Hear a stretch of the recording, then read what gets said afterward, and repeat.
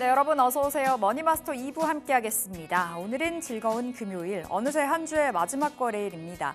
오늘 우리 시장은 쉬어감이 역력하죠. 특히 어제 쉬었던 코스피가 오늘도 쉬고 있습니다. 코스닥은 반대로 힘을 내주는 구간인데요. 간밤에 뉴욕도 혼조세가 역력했습니다. 원체 고가권에 대한 부담을 느끼고 있는 뉴욕인데 여러 가지 측면에서 하락의 명분을 찾아가고 있는 걸까요? 트럼프 대통령이 추가적인 관세 부과를 예고를 하면서 변동성이 확대가 된 모습이었었고요. 또 연준 인사들이 계속해서 매파적인 스탠스를 보여주면서 시장에 대한 투자 심리가 좀 얼어붙었던 모양새입니다. 오늘 국내 증시 안에서는 결국에 계속해서 순환매가 도는 모습, 최근 시장의 특징을 고스란히 보여주고 있는데요. 주도주는 없고요. 매일매일 새로운 이슈 속에 새롭게 올라가는 종목 군단들이 굉장히 많습니다. 그렇다 보니 난이도가 굉장히 높고 까다로운 시장인 듯한데 오늘 장에서는 결국에 철강주들이 달려주고 있는 상황입니다. 지금 산업통상자원부에서 이 국내 후판 가격, 이제 중국산 후판의 최대 38% 이 반덤핑 관세 부과 이야기 좀 전해지고 있는 상황이죠. 아직까지는 잠정적으로 결론이 난 상황입니다. 최종 결과 전에 나오는 판결이 일단은 통과가 됐다라는 소식이 전해지면서 오늘 장에서 이 관련주들의 흐름이 참 뒤바뀌고 있는 모양새를 그려가고 있습니다. 일단은 어제 장에서 주인공이었었던 한알령 해제 관련주, 엔터게임 컨텐츠 되겠는데요. 중국산 제품의 한 38% 철강 관세 때리겠다 이야기가 나오면서 한알령 해제 쏙 들어가는 거 아니야? 찬물 끼얹는 거 아니야? 라는 우려가 번지고 있습니다. 관련주들 소강 국면에 들어간 모습이고요. 그리고 조선주들의 분위기가 심상치가 않습니다. 원체 많이 올라가기도 했었는데 조선사들이 배를 만들 때 한 20-30%를 후판 가격에 쓴다고 하더라고요. 그렇다 보니 원가 절감을 목적으로 중국산 제품을 쓰고 있었는데 이제 관세 정말 매기게 되면 실적적인 측면에서 타격이 꽤나 커질 거다라는 이야기가 나와주면서 오늘 조선주들 급락입니다. 자, 시장 안에서 여러 가지 오가는 이벤트들, 이야기들 좀 소화를 어떻게 해봐야 될 것인지 점검을 받아봐야 되겠습니다. 자, 오늘 장은 혼조세가 뚜렷하고요. 코스피는 현재 2650선, 코스닥은 772포인트 가리키고 있습니다. 수급 동향 살펴보실까요? 어제는 메이저 주체들의 실종이 보여졌었죠. 근데 오늘은 다시 한번 기관의 순매수가 들어와 주고 있습니다. 연기금 어제 기관이 팔아도 또 매수를 해주면서 34거래일 연속 최장기간의 순매수를 보였는데요. 오늘도 연기금은 담고 있습니다. 자, 현재 구간 기관은 1,100억 원의 순매수, 개인과 함께 매수 동참하고 있고요. 자, 코스닥 매매 동향도 살펴보겠습니다. 코스닥은 반대로 외국인이 사주는 모습이죠. 그러면서 오늘 시장을 이 지수를 지지해주고 있습니다. 현재 구간 765억 원의 순매수 보여집니다. 자, 시총 상위 종목들의 움직임 보실까요? 역시나 시총 상위주들의 움직임 엇갈립니다. 삼성전자, SK하이닉스 오늘 1%대 조정이 나오는 구간이고요. 원체 최근에 가파르게 올랐다 보니 오늘의 하락은 당연한 부분이다라는 분석들 나와주고 있는 상황입니다. LG에너지솔루션은 현재 구간 강보합선에서 움직여주고 있는데요. 확실히 2차 전지단 분위기가 살아난 모양새 가져가고 있고요. 현대차 필두로 오늘 다시 한 번의 호재가 탄생이 됐습니다. 지금 현대차가 제너럴모터스와 손을 잡는다는 소식이 전해졌죠. 트럼프 2기 들어와서 관세 때문에 여러 보조금 때문에 참 우려를 많이 겪었었던 현대차인데요. 제너럴모터스와 손을 잡고 앞으로 미국에서 생산을 확대할 방침으로 풀이가 되고 있습니다. 양사는 지난 9월에도 이 협력을 위해서 MOU를 맺은 바 있었는데요. 이번에 진짜 가시화가 된 거고요. 현대차 필두로 오늘 SL이나 HL 만도 등 그 부품단까지 일제히 온기가 번지는 모양새입니다. 자, 6위부터 10위도 살펴보겠습니다. 삼성전자 우선주도 오늘은 조정을 받아가는 가운데 기아도 강보합선에 놓여 있고요. 네이버 다시 한번 AI 관련주들의 시동이 걸리고 있습니다. 2%대 반등, 그리고 KB금융도 강보합선 가리키고 있습니다. 자, 코스닥 시총 상위 종목들도 보실게요. 오늘 확실히 2차 전지단 추가적인 랠리 이어가는 구간이고요. 그렇게 큰 폭의 상승은 아닙니다. 에코프로, BM, 코스피 이전 상장에 대한 기대감 계속해서 안고 가고 있는데 현재 구간 13만 원 선까지 올라왔고요. 에코프로는 3%가 넘는 상승 보여주고 있습니다. 알테오젠이 1%대 반등 나선 가운데 레인보우 로보틱스, 임원에 대규모 매도 소식이 있었습니다. 그게 이틀 전이었었고요. 그 이후에 주가가 출렁출렁했지만 오늘 다시 한 번의 시세 분출, 결국에 신고가를 써낸 하루입니다. 자, 6위부터 10위 살펴보겠습니다. 삼천당제약 현재 구간 약세로 전환이 됐고요. 클래시스, 유진투자증권에서 목표 주가를 또 올렸습니다. 이루다와 합병이 가시화가 되면서 앞으로 실적적인 측면에서 정말 좋아질 거다라는 분석이고요. 현재 6%의 강세, 리가켄바이오도 그리고 휴젤도 2%에서 5%까지 상승폭을 키워가고 있습니다. 자, 이렇게 시장 상황 살펴봤고요. 머니마스터 2부 출발합니다.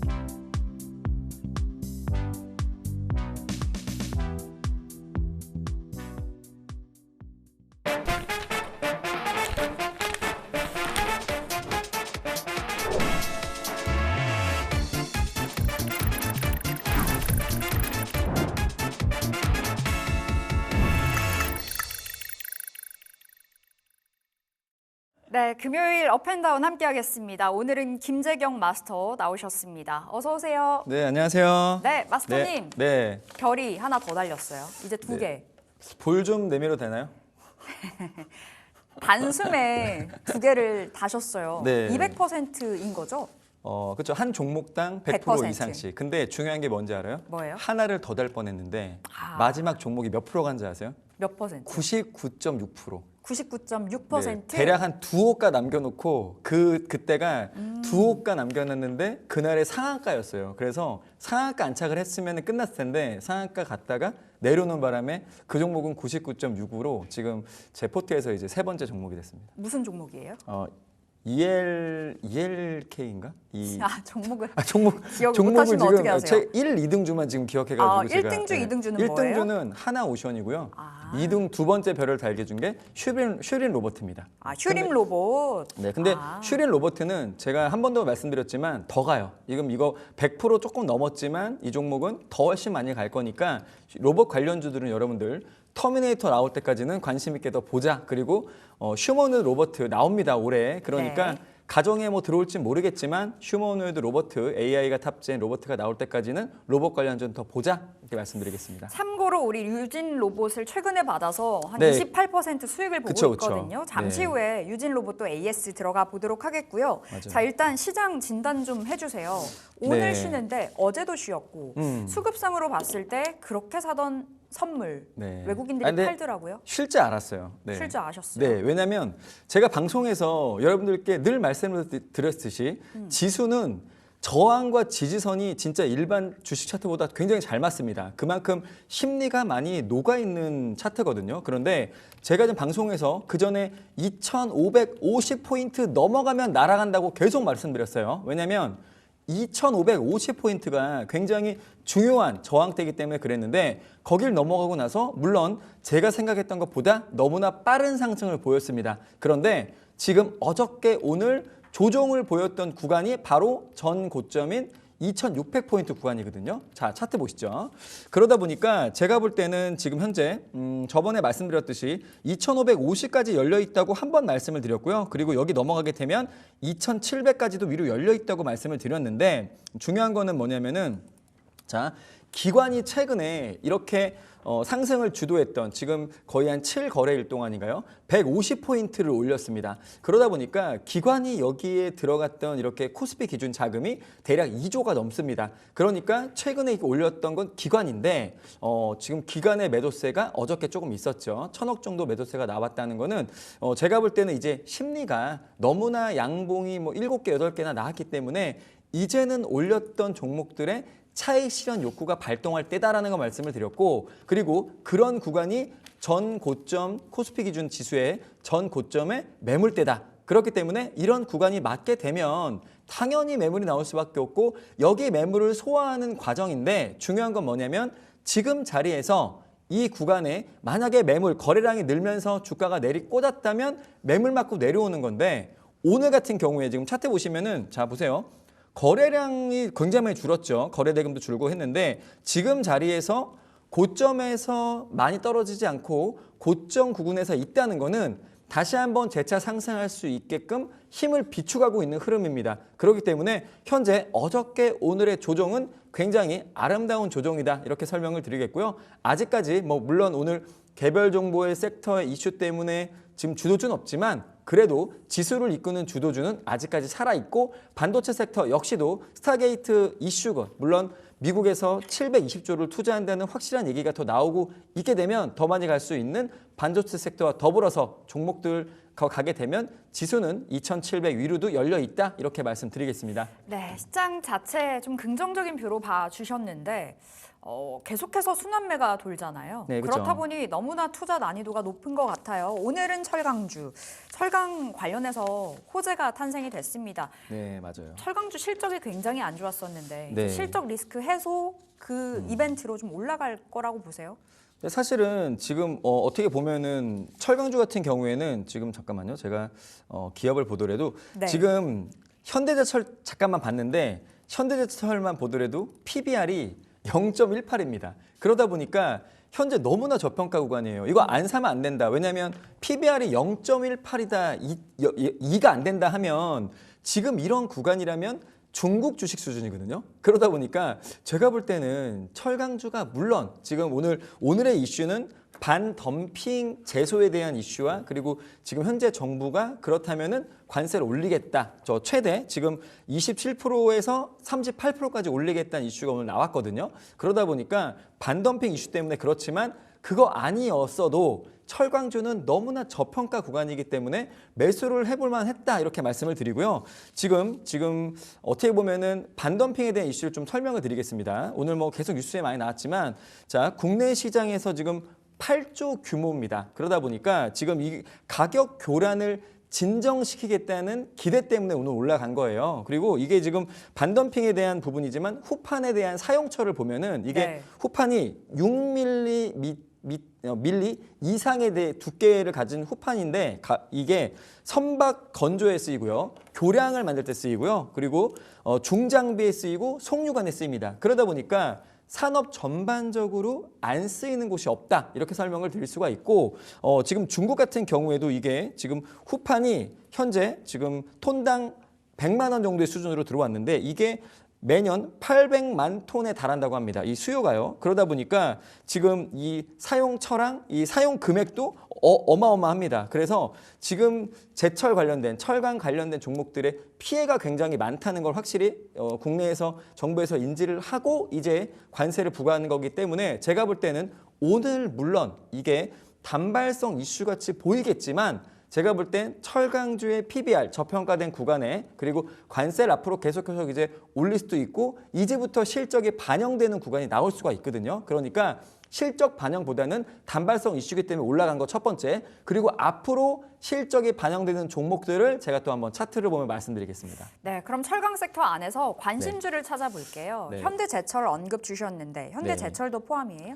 그러니까 제가 종목 하나씩 그냥 말씀을 드릴게요. 네. 지금 포스코홀딩스를 먼저 볼까요? 그러면 포스코홀딩스 보면은 자, 자리가 너무 좋습니다. 지금 자리가 제가 볼 때는 저점에서 이제 우리 또 앵커님이 좋아하시는 머리를 빼꼼히 드는 이런 구간들이기 때문에 제가 볼 땐 자리 너무 좋아요. 그리고 저평가 구간이 종목들이 전부 다 섹터를 이루고 있기 때문에 제가 볼 때는 아무 종목이나 잡아도 올라갈 명분은 충분히 있다. 그렇지만 제가 오늘 갖고 온 종목들 중에 이제 말씀을 드리면은 자, 저는 사실 지금 포스코 스틸텍도 한번 잠깐 볼게요. 차트를 보시면은 너무나 자리가 좋습니다. 이렇게 네. 대량 거래가 터지는 중기 라인을 돌파하는 이런 자리들은 정말로 시세가 분출될 수 있는 시작이다. 이렇게 말씀드릴 수가 있는데 제가 오늘 좋게 보는 종목이 하나가 있습니다. 그게 뭐예요? 뭐냐면은 자, 동국제강이라는 종목이에요. 오늘 상승률이 좀 거의 제일 컸어요. 20%나 갔는데 이 종목이 오늘 왜 더 많이 갔나? 네. 왜 많이 갔을까요? 얘가 오늘 자, 유독. 동국제강이요.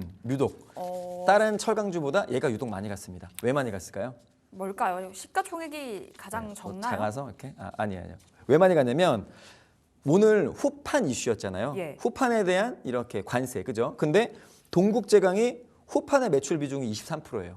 그러다 보니까 후판에 대한 이슈로서 가장 크게 실적이 낼 수 있는 종목이다. 그래서 오늘 제일 많이 간 거거든요. 네. 그러다 보니까 앞으로 이 관세에 대한 이슈가 분명히 또 나오게 되고 그 이슈가 있다면 분명히 후판 비중이 가장 큰 동국제강이 제가 볼 땐 실적도 더 많이 좋아지지 않을까 이렇게 생각 드니까 여러분들이 관심 있게 보면은 제가 말씀드렸죠.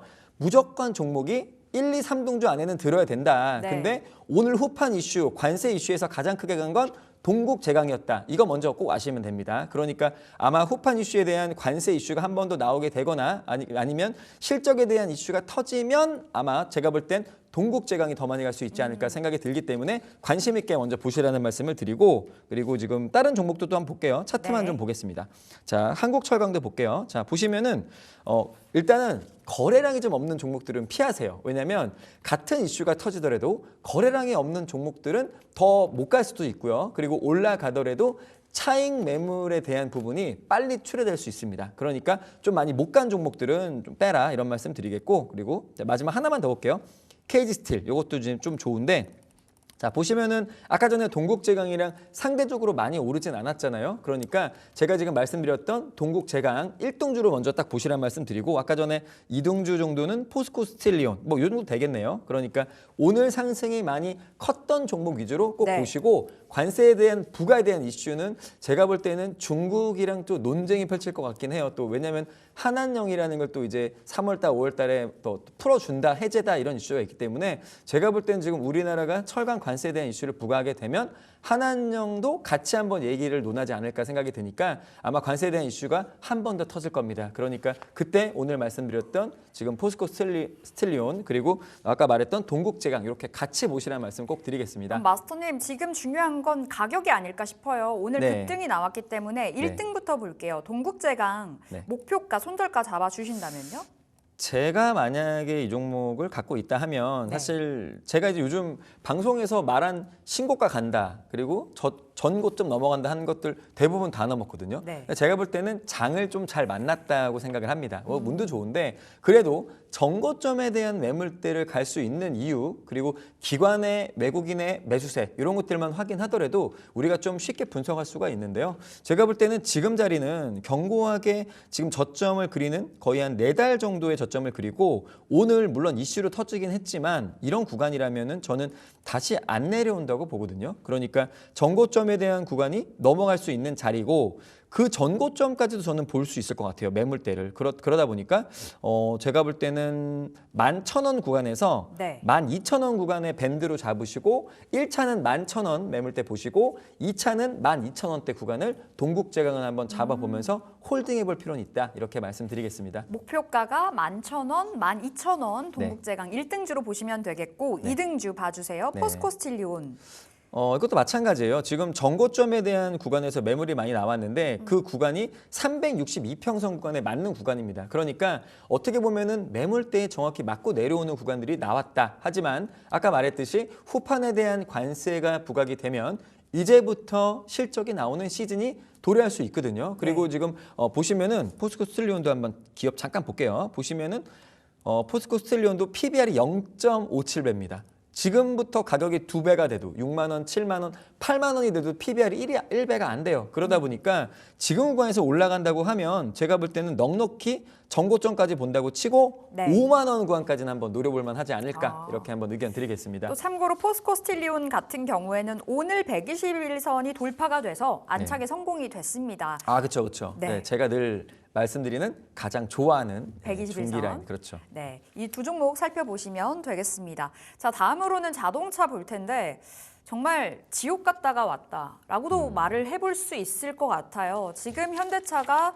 GM과 손을 잡는다는 소식이 전해지면서 네. 오늘 시세가 좋습니다. 뭐 관련 부품주들도 계속해서 시세가 확장되는 분위기인데 이 이슈는 어떻게 체크하세요?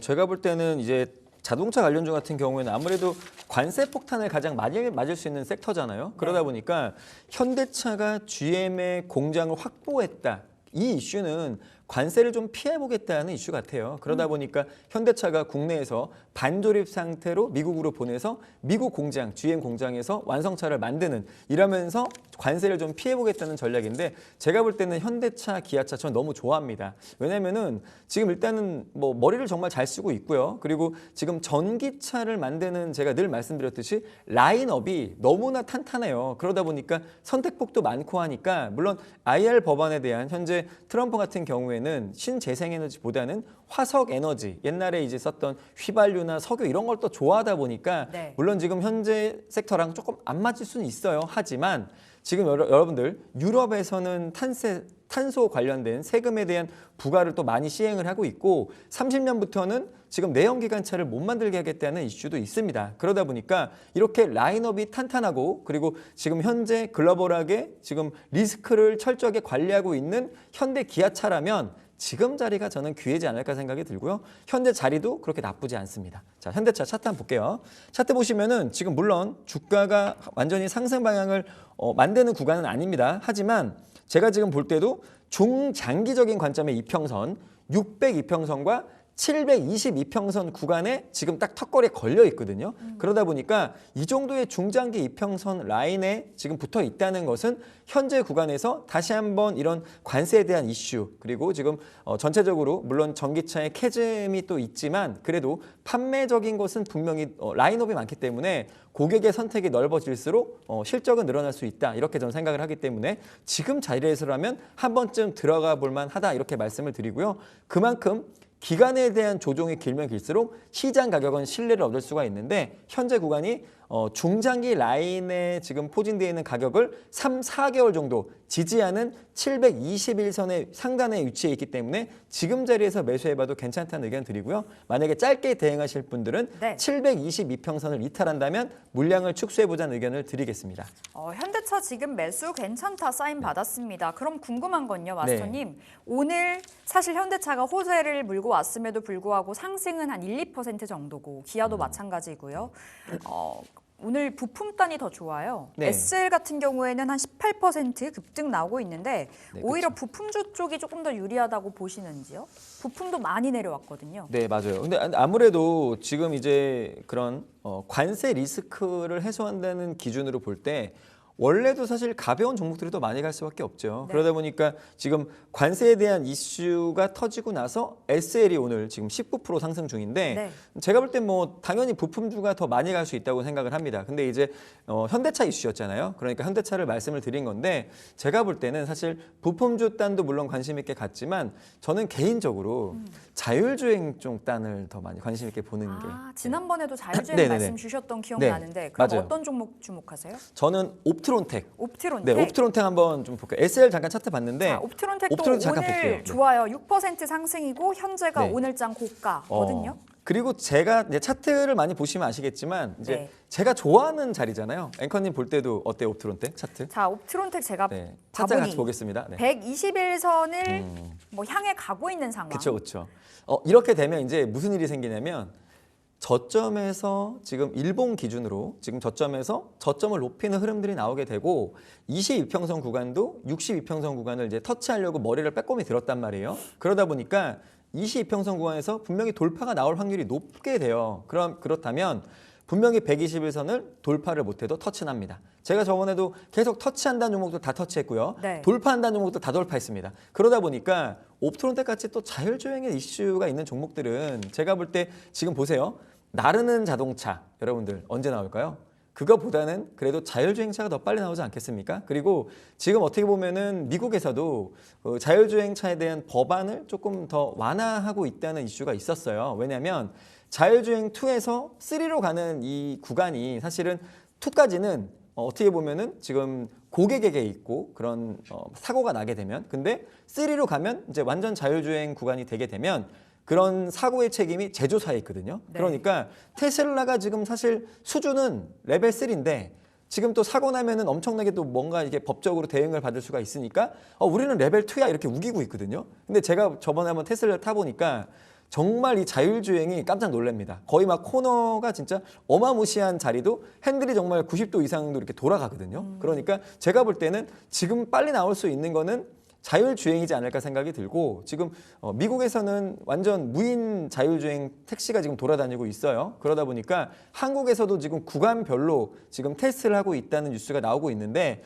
그게 지금 테스트가 끝나면은 제가 볼 때는 물론 지금 지방에서 지금 테스트를 하지만 서울에 있는 뭐 강남권이나 이런 도시에서도 무인 택시가 돌아다니는 시간이 이제 좀 더 빨리 도래하지 않을까 생각이 들고, 네. 그런 이슈가 나오게 되면 먼저 갈 게 부품 뒷단도 있지만 자율주행이 먼저 가지 않을까 생각이 들고요. 저는 탑픽으로 옵트론텍 한번 말씀드리겠습니다. 그럼 가격 잡아주세요. 옵트론텍. 가격을요? 네. 지금 말씀 주시는 동안에도 계속 올라서 또 7% 상승이거든요. 지금 말하면서 계속 올라가는 것 같아요. 이게 약간 장중방송은 그게 재밌어요. 종목을 말하잖아요. 그러면 말하는 동안 올라가요. 분봉상으로. 네, 시청자들이 사는지 모르겠지만 네. 강하게 말할수록 강하게 올라가더라고요. 좀 재밌습니다. 자, 지금 자리가 너무 좋다는 얘기 말씀을 드렸고, 정고점에 대한 구간까지를 드리면은 사실은 한 1,800원 정도를 드릴 수가 있겠는데, 직전 네, 고점이죠. 근데 저는 이제 그 정고점 위로 한번 보겠습니다. 그래서 목표가를 어차피 이게 중기 라인이 내려오면은 1,800원 단위 아마 중기 라인 터치 가격일 거예요. 근데 저는 그러면은 1,900원. 1,900원까지는 한번 이 옵트론텍 자율주행 섹터 이슈 나올 때까지는 보자 말씀드리고, 목표가를 한번 1,900원까지 한번 잡아보겠습니다. 네, 알겠습니다. 오히려 자율주행이 더 낫다라는 말씀으로 탑픽 옵트론텍 받았고요. 목표가 1,900원 안내 받았습니다. 자, 우리 2차 전지는 어떻게 보실지 궁금한데 단기적인 반등일까요? 아니면 진짜 추세를 잡은 걸까요? 그러니까 메이저 주체들의 수급, 특히나 연기금이 꾸준히 사고 있는 쪽도 2차 전지이고, 원체 힘들었잖아요. 이제 올라갈 일만 남았다라고 볼 수 있을지요? 네, 또 어떤 전문가님께서 저한테 그러더라고요. 2차 전지를 강남에 사고 있다. 이런 얘기를 했었는데 정말 사고 있는지는 모르겠지만 그래도 2차 전지에 지금 큰 손들이 좀 사고 있다는 얘기를 제가 들었거든요. 네. 근데 2차 전지가 사실 너무 많이 빠지기는 했어요. 지금 어떻게 보면은 지금 2차 전지의 캐즘이다. 그리고 2차 전지 그 배터리의 화재 사건 이러면서 주가가 너무 많이 빠졌거든요. 그러면서 중고차 판매도 둔화가 됐다. 이러면서 전기차가 갈 수 있는 이슈가 너무 없었어요. 그리고 여기에 어떻게 보면은 리튬 광산에 대한 그런 감산 소식도 원래 있었는데, 그것 때문에 리튬 가격이 상승하면서 2차 전지가 갈 수 있는 명분들이 만들어졌어요. 그런데 중요한 건 뭐냐면 광산에서 감산 안 했습니다. 왜냐하면 지금 감산하게 되면 지금 빨리 채굴해가지고 팔면 당장 돈인데, 이거를 리튬 가격이 떨어진다고 감산을 하게 되면 광산이 또 운영이 안 될 수가 있잖아요. 그러다 보니까 각국에 있는 이 리튬 광산들이 감산안에 대한 부분을 지금 한다는 얘기만 했지만 사실 이루어지지 않았습니다. 그러다 보니까 중국에서 리튬 가격이 계속해서 하락을 하면서 리튬 가격이 하락을 하니까 2차 전지단도 같이 빠졌다. 이렇게 좀 볼 수가 있는데, 오늘 리튬 가격 2차 전지가 왜 상승했냐면 중국에서 광물을 무기화하는 이슈가 있었거든요. 원래는 중국에서 광물에 대한 무기화를 가장 많이 했던 게 뭐냐면 히토류입니다. 히토류 같은 경우에도 지금 쉽게 미국 의회에서 F-35 전투기에 히토류가 거의 한 400kg 이상 들어간다고 합니다. 그러다 보니까 전 세계적으로 이 히토류 대체제를 찾기 위한 노력은 했지만 사실은 쉽지 않아요. 그러다 보니까 히토류에 대한 이슈가 당연히 지금 컸던 거는 당연하고, 그리고 외교 카드, 무기로서 당연히 사용할 수밖에 없는데, 이번엔 또 중국 광물 무기화를 하면서 어떻게 보면은 리튬 추출용 흡착기 수출을 통제한다, 이런 이슈가 나왔거든요. 그러다 보니까 이 장비 기술에 대한 제재를 중국이 하게 되면 분명히 리튬 가격에 대한 반등을 기대할 수가 있습니다. 그러다 보니까 국내에서는 리튬 가격 반등에 대한 기대가 있지 않나 하면서 오늘 리튬 가격이 상승을 한 거예요. 그래서 2차 전지단에서 오늘 상승이 나왔다, 이렇게 좀 설명을 드리겠습니다. 자, 그럼 2차 전지 지금 자리에서 봐야 된다면 어떤 종목 주목하세요? 근데 사실 저는 오늘 이제 뭐 갔던 종목이 네. 금양이라든지 금양. 그리고 하이드로 리튬, 그리고 포스코, 퓨처엠 뭐 이런 것들이 갔어요. 근데 이제 이것도 이제 리튬 관련된 종목이라서 많이 갔는데, 사실은 LG 에너지 솔루션이 황제주고 대장주잖아요. 근데 저는 이렇게 봤습니다. 자, 우리가 리튬 관련된 종목이 오늘 많이 갔고 뭐 금양이라든지 이런 종목들이 뭐 차트 잠깐 볼게요. 네. 굉장히 급등을 많이 했어요. 오늘 뭐 19%, 22% 갔네요. 그죠? 금양 22%. 20% 갔는데 제가 볼 때는 오늘 물론 최저점이고 매수를 해도 저는 괜찮은 자리 같아요. 왜냐하면 거래량이 대량으로 엄청 많이 터졌잖아요. 네. 그러다 보니까 이제는 진짜 찐바닥이 나오지 않았나 생각이 들 정도로 굉장히 좋은 거래량에 뭐 물론 횡보를 한 기간에 저점이 올라가는 쌍바닥 구간은 아닙니다. 하지만 대량 거래가 터지는 이렇게 뭐 지금 평균 거래량 대비해서 750%나 터지는 오늘이라면 제가 볼 때 오늘은 한번 바닥 들어봐도 시그널이다. 되지 않을까 생각이 들고 자, 또 하나만 더 볼게요. 네. 자, 하이드로 리튬도 보겠습니다. 이건 물론, 사실 예. 환기 종목이어서 투자하실 때 그러면 주의를 해보셔야 그러면 되겠어요. 보지 말고 그러면은 포스코 퓨처 한번 볼게요. 네. 자, 지금 이렇게 자리가 됐다면 제가 볼 때는 같이 이제 딴에 가는 건데 그나마 지금 자리가 포스코 퓨처엠이 더 좋습니다. 저점에서 그려지는 가격에서 올라오고 있는 구간들을 확인했다면 오히려 이 종목이 더 좋다고 보고요. 네. 지금 자리에서 제가 볼 때는 추세를 전환하는 시작점에 있고 한 번 조정을 보이고 내려가면 더 좋습니다. 왜냐하면 쌍바닥 구간이 나올 수가 있으니까. 그런데 이런 종목들 위주로 좀 보시란 말씀 드리고 네. 근데 하지만 저는 2차 전지 단에서 만약에 본다고 하면 저는 사실은 전고체를 더 좋아해요. 전고체. 전고체 배터리. 네. 네. 왜냐면 자 보세요. 전기차 이제 타본 적 있으신가요, 진짜? 전기차요? 네. 전기차는 뭐 종종 타죠. 요즘 택시만 타도 네. 전기차예요. 거리가 엉망진창인 거 아시죠? 거리. 네, 제가 예전에 한번 예. 택시를 탔는데 택시 기사님이 이제 그러더라고요. 전기차였어요. 제가 이제 딱 이제 가려고 하니까 저를 태우고 가시면서 이랬어요. 전기차는 사실은 이 택시 개인 택시는 원래는 가나 다 순으로 해가지고 쉬는 날이 정해져 있어요. 근데 요즘 그게 없어졌더라고요. 네. 근데 전기차는 쉬는 날이 없었어요. 처음부터. 왜 없냐 그랬더니 충전해야 되니까. 충전하니까 없대요. 그러니까 전기차가 나왔는데 충전하는 이 시간이 너무 오래 걸리는 거예요. 한 8시간씩 걸리고 그래요? 한 번 나오면은 잠깐 손님 태우가 또 충전해야 되고 이렇더라고요. 그러다 보니까 배터리 문제가 너무나 심해요. 에어컨 틀면은 막 400km인데 갑자기 300km로 줄고. 아, 그래요? 예, 히터 틀면은 갑자기 100km 줄고 막 이렇거든요. 그러다 보니까 제가 전기차를 한번 한 24시간 같이 한번 타면서 돌아다녀 봤는데 야, 이거는 정말 충전하는 데 스트레스 너무 많이 받는 거예요. 네. 지금 차를 몰고 가는 동시에 충전소를 찾아요. 그러다 보니까 야, 이거 너무 심하다 그랬는데 그나마 지금 2차 전지단에서 이걸 좀 완화할 수 있는 게 뭐냐면 전고체 배터리다. 그래서 저는 전고체 배터리가 먼저 가는 생각을 합니다. 2차 전지단도 물론 중요하지만 전고체 배터리 단에 먼저 가야 되는데 제가 추천했던 한농화성이 또 지금 가고 있고요. 오늘 가고 그리고 있어요. 두 번째 추천주가 원준이었어요. 그러니까 여러분들 전고체 배터리 한농화성 원준을 먼저 관심 있게 보자 말씀드리고 차트 잠깐만 볼게요. 네. 차트 보시면은 네, 자, 한농화성부터 네 보겠습니다. 한농화성 먼저 볼게요.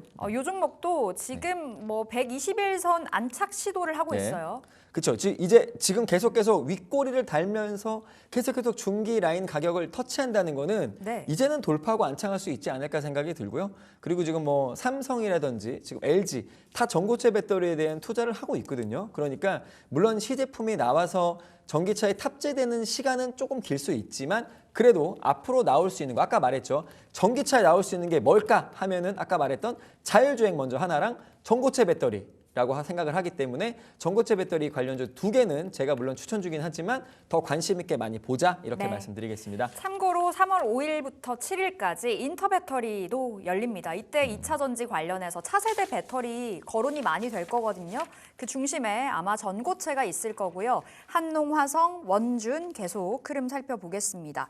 자, 이어서 마스터님, 우리 AS를 빠르게 가봐야 되겠어요. 5종목이나 있거든요. AS를 아까 차트에 서서 하려고 그랬더니 그냥 앉아서 그냥 쫙 할게요. 네, 어떻게 이건 하시겠어요? 앉아서 5개, 5종목이에요. 5종목 서서 하는 게 더 재밌지 않나요? 차트가 딱 크니까. 그러면 여기서 골라요. 여기서 뭐 2종목, 저기서 3종목.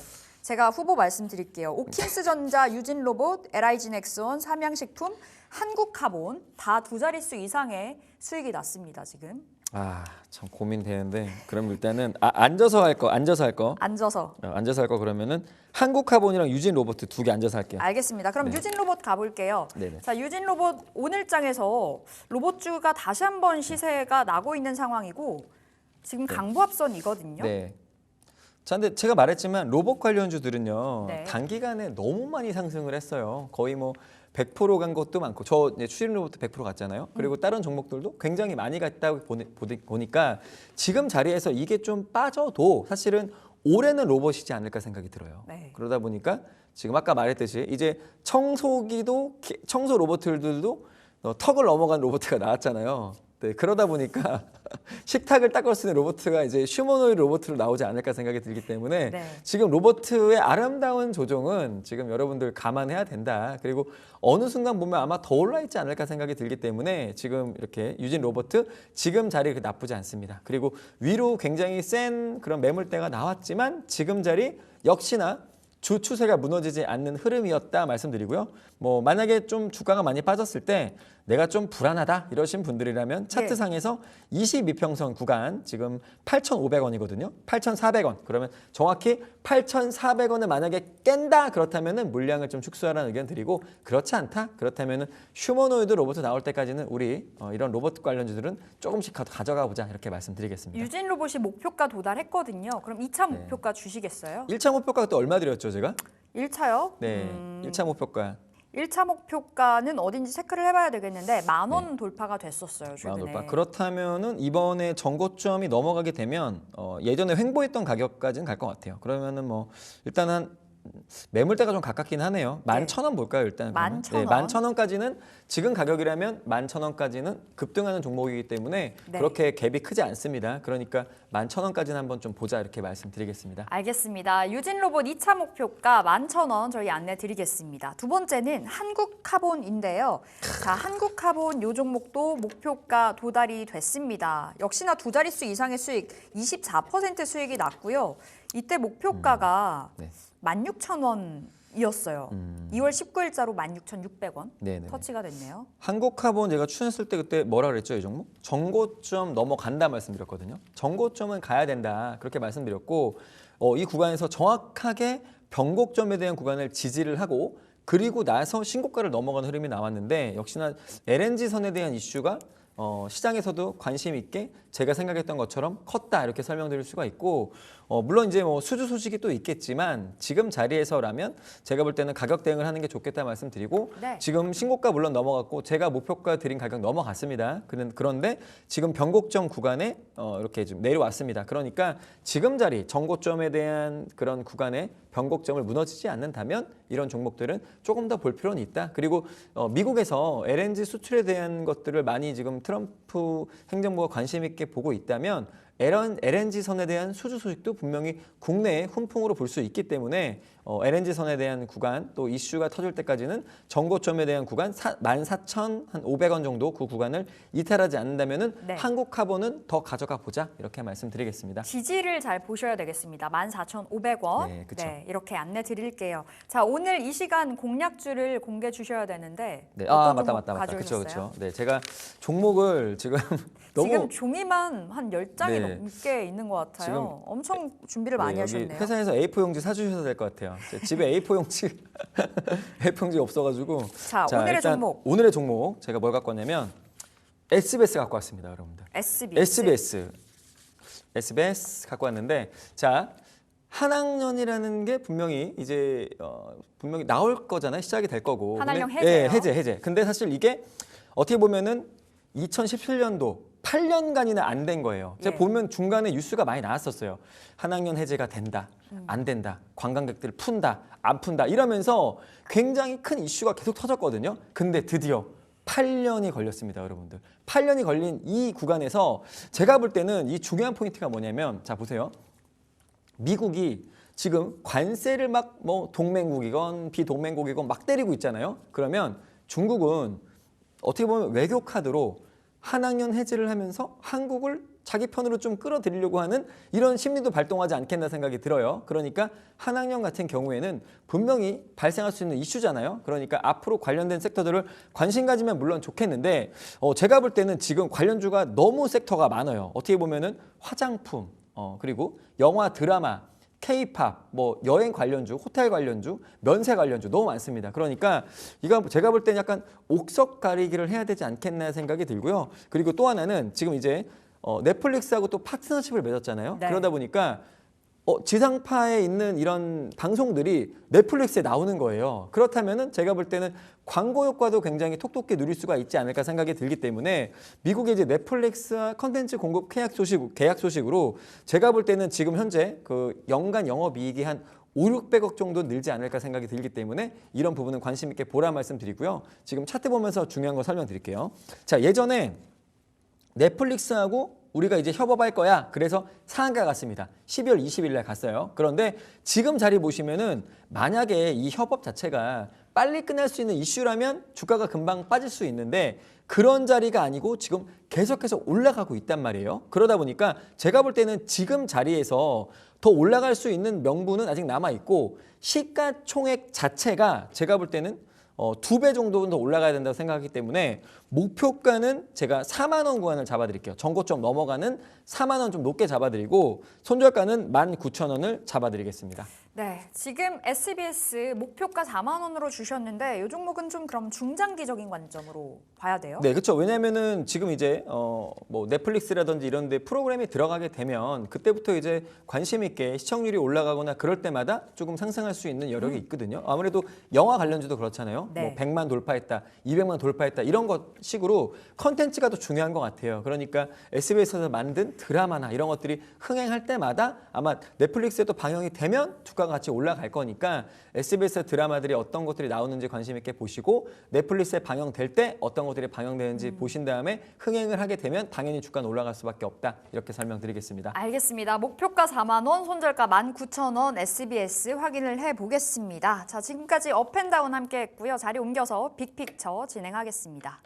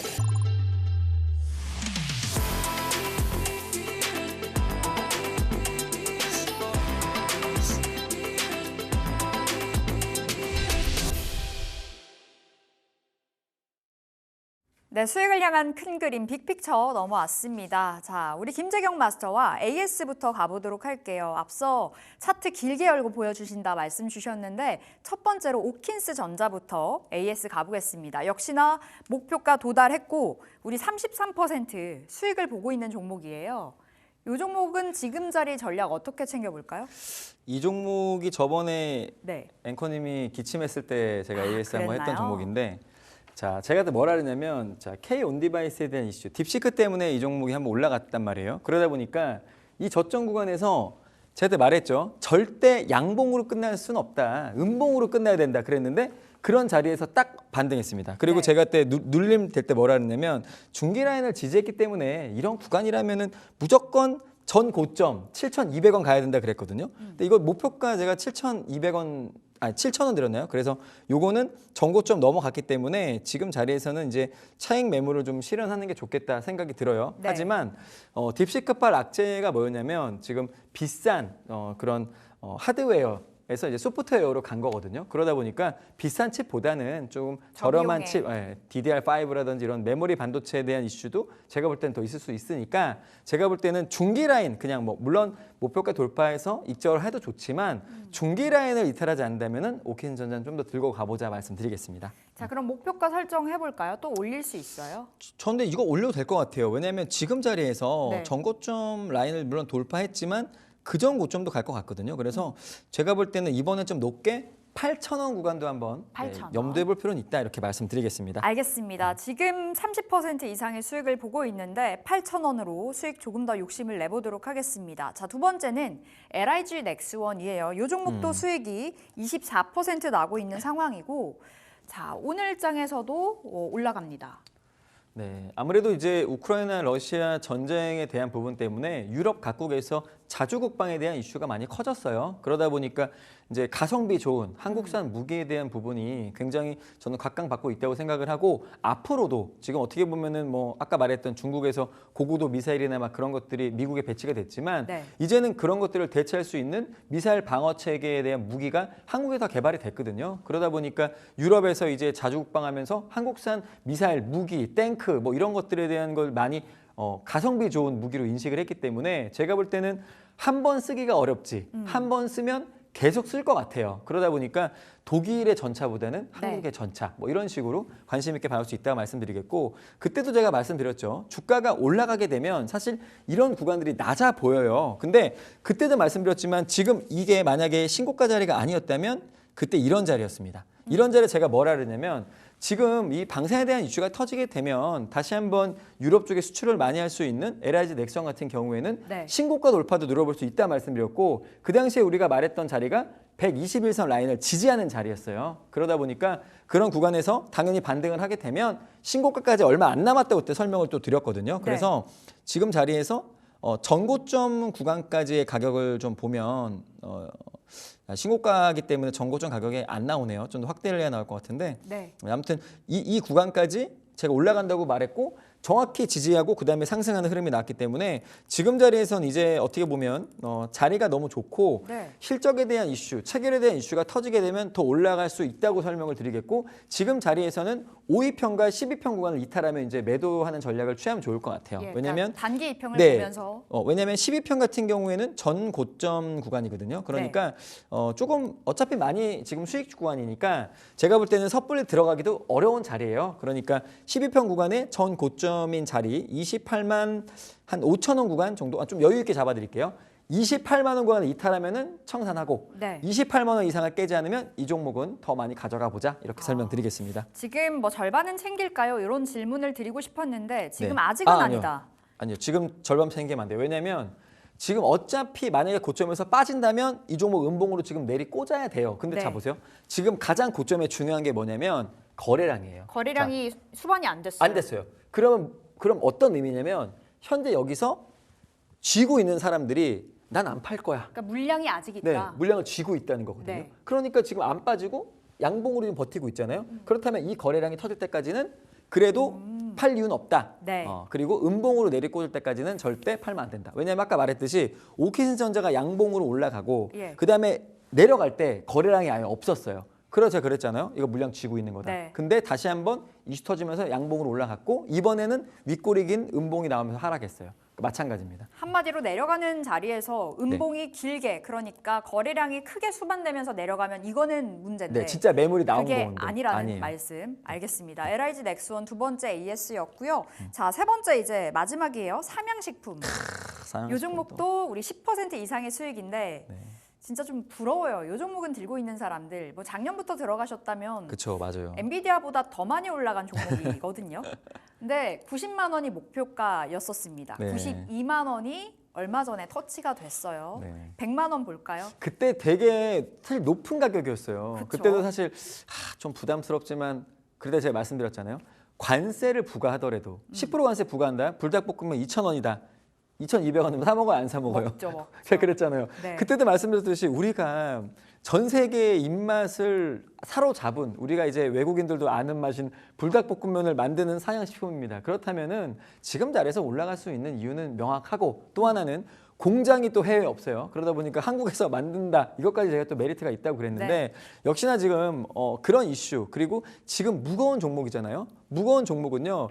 방향성 잡기 진짜 힘듭니다. 그만큼 돈이 많이 들어가요. 그런데 지금 90만 원까지 올라갔다면 저도 사실 그때 한 80만 원대 100만 원 가겠다 생각을 했는데 네. 일단은 90만 원까지는 봐야 되겠죠. 그래서 목표가 90만 원 드리고 돌파했다면 당연히 이번에는 100만 원까지 봐도 될 것 같다 생각이 들고요. 네. 이것도 차트가 비슷합니다. 지금 주 추세가 무너지지 않는 현재 고점. 그렇다면은 섣불리 누가 들어가기 힘들어요. 그러니까 섣불리 들어가기도 힘들고 지금 고점에서의 매물도 나오지 않고 있다면 네. 이 종목은 더 갈 수밖에 없다. 그리고 기준봉이라고 하는 게 굉장히 중요해요. 기준봉이 왜 중요하냐면 이런 구간인데 자, 이 구간에서 기준봉 그렇다면 여기에 있는 고점의 매물을 얘 혼자 다 흡수한 거란 말이에요. 네. 그리고 주가가 올라가고 있다면 이번에 주가가 빠지게 되면 그 전에 기준봉의 머리 꼭대기 위를 지지라인으로 보시면 돼요. 왜냐하면 그 자리에서 또 한번 급등을 했기 때문에 9.8% 갔죠. 그 구간에 한 88만 2천 원. 80만 원.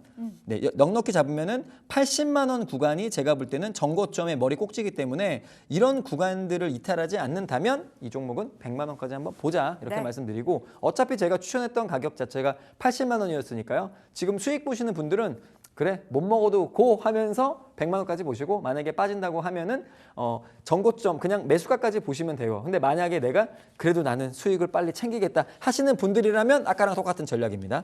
12평 무너지면 던지세요 그냥. 알겠습니다. 네, 단기 12평. 입장 보면서 대응을 해보겠고 목표가 여러분 90에서 100까지 올리겠습니다. 자, 이제 오늘의 키워드 열어볼 텐데요. 오늘 첫 번째 키워드 오픈해 볼게요.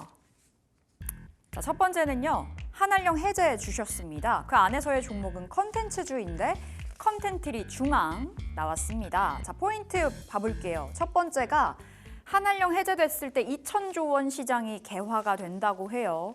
그리고 여행, 화장품, K컬처 이 안에서 옥석 가리기 해야 되는데 옥이 되는 종목이라고 주신 거고요. 올해 OTT 독점 방영권을 확보를 했다고 합니다. 자, 이야기 들어볼게요. 네, 맞습니다.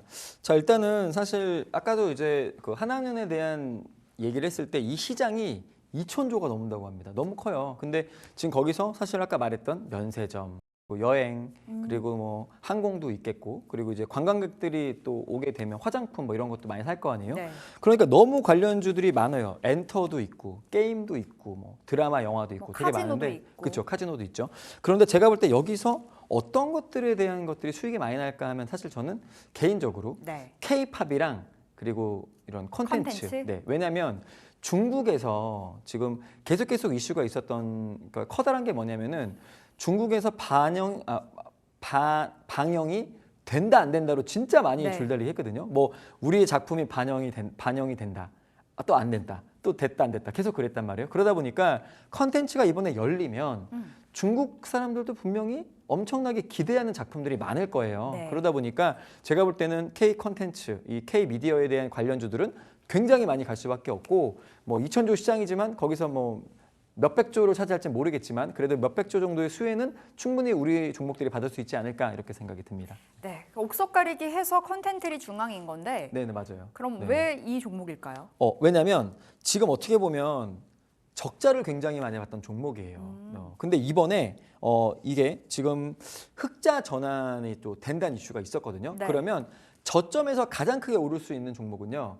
흑자 전환하는 종목이에요. 그러다 보니까 지금 이번에 이단에 지금 OTT 관련된 이슈하고 같이 맞물려 가지고 분명히 주가가 흑자 전환했다고 하면 이제 올라가기 시작인 거예요. 그러니까 다른 종목들은 뭐 이미 올라간 종목도 있고 날아간 종목도 있지만 어저께 종목이 올라간 자리가 이제 시작이다. 네. 추세 시작이다. 이렇게 설명드릴 수가 있고 그리고 이제 영화 관련된 부분이에요. 이 종목이 메가박스를 보유하고 있습니다. 그러다 네. 보니까 메가박스에서 이제 올해 지금 미키 17 그리고 백설공주 그리고 마인크래프트 뭐 이런 영화들을 대거 지금 이제 개봉을 앞두고 있는데 제가 볼 때 이제 얼마 전에 버스를 보다 보니까 백설공주 그게 딱 있더라고요. 포스터가요? 네. 근데 네. 보면서 이렇게 생각했어요. 참 아는 내용들이잖아요. 근데 보면은 아는 내용들을 더 많이 봐요.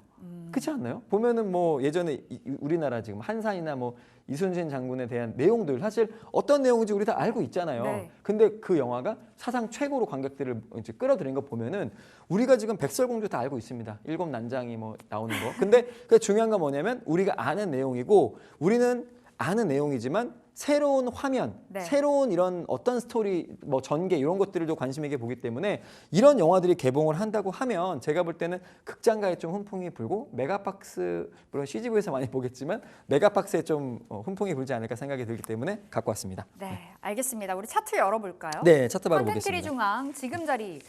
최근에 어제였죠. 네. 한알령 해제 이야기 나오면서 시세 분출, 거래량이 동반이 됐습니다. 근데 네. 오늘은 지금 후판 가격 인상한다 그러면서 한알령 해제 다시 없어지는 거 아니냐 그쵸, 맞아요. 이야기 나오잖아요. 네, 맞아요. 근데 오히려 기회라고 보시나 봐요. 저는 기회라고 봐요. 왜냐하면 지금 물론 후판 가격 상승에 대한 이슈 아까 말했지만 네. 제가 볼 때는 그래도 이런 부분으로서 뭐 조금은 열리지 않을까요? 아예 또 닫히진 않을 것 같으니까요. 조금은 열리지 않을까. 문화 교류는 그래도 하고 싶어 하는 것 같아요, 중국. 왜냐하면 달라요. 옛날에는 좀 우리가 열어라 뭐 막 하고 막 우리의 컨텐츠를 막 얘기하고 했는데 이번에 중국이 먼저 손을 내민 거기 때문에 이런 부분에서는 분명히 좀 연료 확률이 높지 않을까 생각이 듭니다. 자, 그럼 가격 잡아보겠습니다. 네. 자, 이제 중기 라인 돌파를 한 자리들. 근데 진짜 여러분들이 이 방송을 보시면 아시겠지만 제가 모든 종목에 대한 자리가 비슷해요.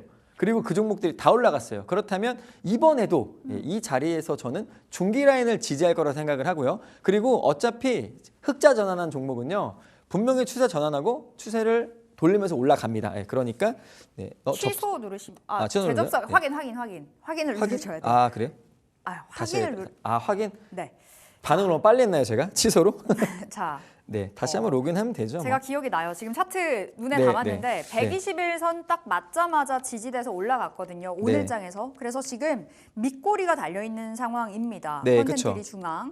자, 그럼 목표가 손절가부터 이야기해 볼게요. 네, 일단은 가격을 그냥 말씀드릴게요. 예. 네, 목표가는 13,000원 구간을 한번 잡아드리겠습니다. 13,000원. 이제 13,000원? 왜냐하면 추세를 전환하고 올라가는 종목들은 좀 높게 봐도 될 것 같아요. 그래서 지금 10,000원 이하잖아요. 그럼 네. 이제 30% 수익 나는 거죠. 그래서 제가 볼 때는 13,000원. 차트 켜졌네요.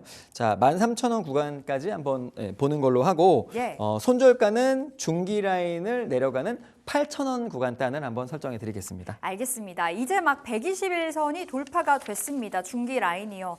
10,000원 이상으로 13,000원 잡아보겠고요. 손절가 8,000원 확인해 보겠습니다. 자, 두 번째 키워드로 바로 넘어가 볼게요. 오늘 두 번째는요. 제약바이오에서 받았습니다. 제약바이오 안에서 굉장히 많은 종목들이 있는데 최근에 제약바이오가 좀 흔들리고 있는 상황이거든요. 자, 그 안에서의 종목입니다. 셀트리온 제약. 받았어요. 자, 관세 영향 최소화 전략을 시행하고 있다. 두 번째는 신규 완제의약품 공장 착공이 허가가 됐다고 하고요. 셀트리온이 계속해서 자사주 매입 이야기가 나와요. 원체 맞아요, 주주 맞아요. 환원에 힘을 많이 쓰는 정말 착한 기업이라고도 볼 수 있겠는데 맞습니다. 들어보겠습니다. 왜 네. 셀트리온이 아니고 또 셀트리온 제약인지도 궁금해요.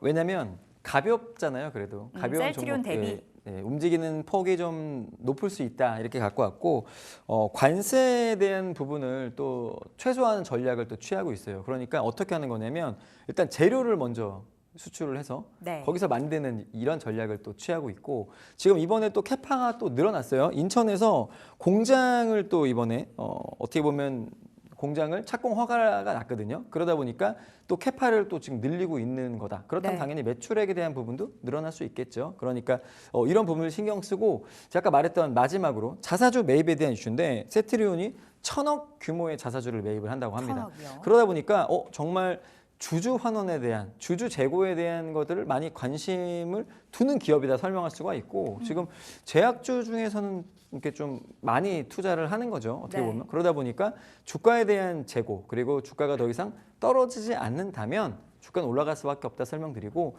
지금 보통은 자사주 매입 같은 경우에는 고점에 많이 하진 않아요. 저점에 많이 합니다. 그만큼 이제 저점이다라고 회사 측도 생각을 하고 있는 거기 때문에 그러니까 당연히 관심 가질 필요는 있다 이렇게 설명드리겠습니다. 보통 이제 서정진 회장이 셀트리온이나 제약이 뭐 많이 내려가면 한 번씩 이렇게 네네네. 통 큰 매입을 또 결정하더라고요. 네. 셀트리온 제약 받았고 차트가 지금 아직 안 열리나요? 아니요, 저 열려요. 지금 열려요? 보시면 됩니다. 자, 셀트리온 제약 보겠습니다. 네. 자, 오늘은 한 약보합선에서 움직이는데 최근 주가는 뭐 네. 계속해서 지지부진해요. 네네. 근데 이게 지지부진한 것 같은데 자 보세요. 차트를 좀 넓게 보면은 넓게 볼게요. 자, 우리가 보통 주가를 이런 흐름이라면 좀 지지부진한 거라고 생각을 해요. 네. 저는. 왜냐하면 저점이 없으니까. 근데 저점을 높여가는 네, 구간이다? 높여가는 구간이에요. 지금 나왔잖아요. 지금 12월 9일 날 저점이 나왔습니다. 그리고 현재 구간이 만약에 이런 구간보다 주가가 떨어질 이유가 있다면 주가에 지금 이렇게 상승을 했던 자리가 안 나왔을 거고 네. 지금 주가가 보시면은 빠지고 있는 게 아니에요. 옆으로 횡보하고 있는 거예요. 그러니까 제가 설명드렸던 게 뭐냐면 주가는 절대로 옆으로 횡보할 수 없습니다. 횡보한다는 것 자체가 방향을 누군가가 지금 나타내게. 누군가가 저점에 사주고 있는 거예요. 네. 빠지려고 하면 사주고. 그러니까 주가가 횡보하는 거거든요. 횡보는 아무 종목이나 할 수 없고 아무렇게나 이 가격의 시장 가격은 정말 아무렇게나 지지가 되는 게 아니에요. 그러니까 네. 명분과 이유는 있다 이렇게 설명을 드리겠습니다. 자, 그럼 지금 자리에서 목표가 잡아볼게요. 네. 121선 아래에 있죠. 네, 맞아요. 그래서 사실 오늘 목표가를 저는 121선 터치하는 걸 갖고 올까 했는데 이번에 넘어가게 되면 전고점 넘어갈 것 같거든요. 네. 전고점이 어디냐면은 전고점이 지금 네. 한 6만 원 넘나요? 네, 전고점 여기예요. 이 자리예요. 이 자리가 이 전고점이거든요. 자리. 네. 네. 이 자리가 전고점인데 여 가격이 얼마냐면 5만 원. 6만 원 정도 될 거예요 아마 5만 전고점이. 6만 1,380원이네요. 그래서 저는 저 전고점에 대한 구간을 넘어가지 못해도 제가 볼 때는 이번에 중기 라인 넘어가면 목표가는 6만 원 구간을 잡아드릴 수 있겠다 생각을 해서 목표가는 6만 원, 손절가는 4만 7천 원 구간 잡아드리겠습니다. 자, 121선 돌파 여부를 보자라고 말씀 주신 거고요. 네. 6만 원을 목표가 설정해 보겠습니다. 자, 세 번째 키워드 열어볼게요. 두 번째가 제약바이오, 세 번째는 조선주 주셨네요. 네. 오늘 다 기회로 보시는 것 같아요. 한알령 해제 종목들, 조선주들. 자, 조선주 내에서 종목입니다. 삼성중공업. 최근에도 한 차례 급등했었어요. 뭐 네, 지금은 소강 국면이긴 합니다만 현재 FLNG 시장에서 1위를 달리고 있는 기업이고요. 미국 경쟁사 중국 위슨 조선소 제재 이야기 들어봐야 되겠습니다. LNG선 수주 가능성은 여전히 있다라는 관점인데 FLNG부터 챙겨볼까요? 네, 일단은 FLNG가 어떻게 보면 부유식 액화 천연가스 생산 설비거든요. 네. 근데 이게 FLNG가 어떻게 보면 중국이 조금 시장이 컸어요. 그런데 미국이 중국을 제재를 하면서 한국의 삼성중공업이 이 기술력을 갖고 있는데 네.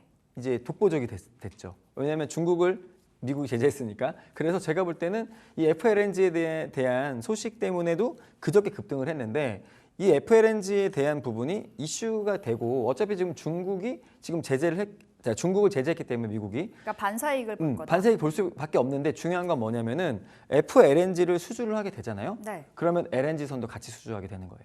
근데 FLNG 수주하게 되면은 LNG선에 대한 이 선박에 대한 수주가 뭐 한두 대로 끝나지 않습니다. 최소한 한 5대, 10대 이렇게 돼요. 그렇다면은 분명히 또 몇 조 원이 넘어갈 거니까 네. 제가 볼 때는 이 FLNG에 대한 이슈와 LNG선에 대한 이슈는 같이 묶어가면 되는데 최근에 FLNG 때문에 급등을 한번 했단 말이에요. 네. 그렇다면 이제는 기대감이고 그 다음에 수주 소식이겠죠. 그러니까 이 종목은 지금도 괜찮다. 그리고 하나오션이 지금 시가총액이 22조거든요. 근데 지금 삼성중공업이 11조예요. 그렇다면은 같은 조선주 단에서도 지금 가격이 싸다. 이렇게 좀 설명을 드리겠습니다. 자, 삼성중공업 차트 열고 확인을 해보겠습니다. 네. 최근에 주가 또 한 차례 강하게 슈팅이 나왔었거든요. 네, 맞아요. 이미 신고가를 찍은 자리에서 오늘은 꼬꾸라졌어요. 근데 네. 그렇다고 해서 낙폭이 그렇게 큰 상황도 아니고 현재 한 2% 못 미치는 수준의 하락이거든요. 네, 맞아요. 근데 너무 비싼 거 아니에요, 이 정도면?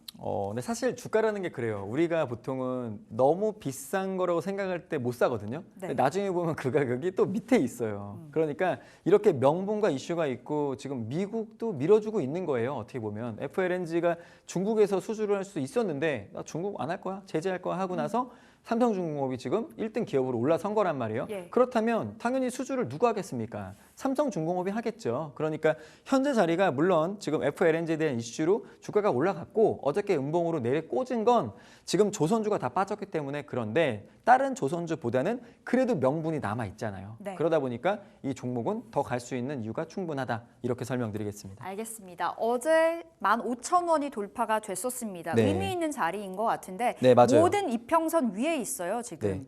그러면 지금은 목표 주가를 어디로 설정해 볼까요? 그 전에 신고가가 지금 15,000원대라고 좀 보여주고 있는데 그걸 지금 돌파를 하면 터치를 했거든요. 근데 제가 볼 때는 이번에 다시 올라가면 13,200원이니까 이번에 올라가면 16,000원 단도 한번 돌파할 거라고 생각을 합니다. 신고가 네. 다시 경신. 그저께 이제 급등을 했잖아요. 네. 17% 올라갔어요. 근데 지금 정고점이 12.4% 빠진 자리란 말이에요. 그러면 FLNG 수주 소식과 LNG 수주 소식이 터지면 정고점 넘어가겠죠. 충분히. 그렇다 보니까 목표가는 저는 16,000원 구간을 잡고 싶고 손절가는 11,900원 구간을 잡아드리겠습니다. 알겠습니다. 세 번째 삼성중공업 다시 한번 신고가 경신을 기대해 보겠고요. 목표가 16,000원 잡아보겠습니다. 자, 저희 여기서 인사드릴게요. 김재경 마스터 함께했습니다. 말씀 고맙습니다. 네, 감사합니다.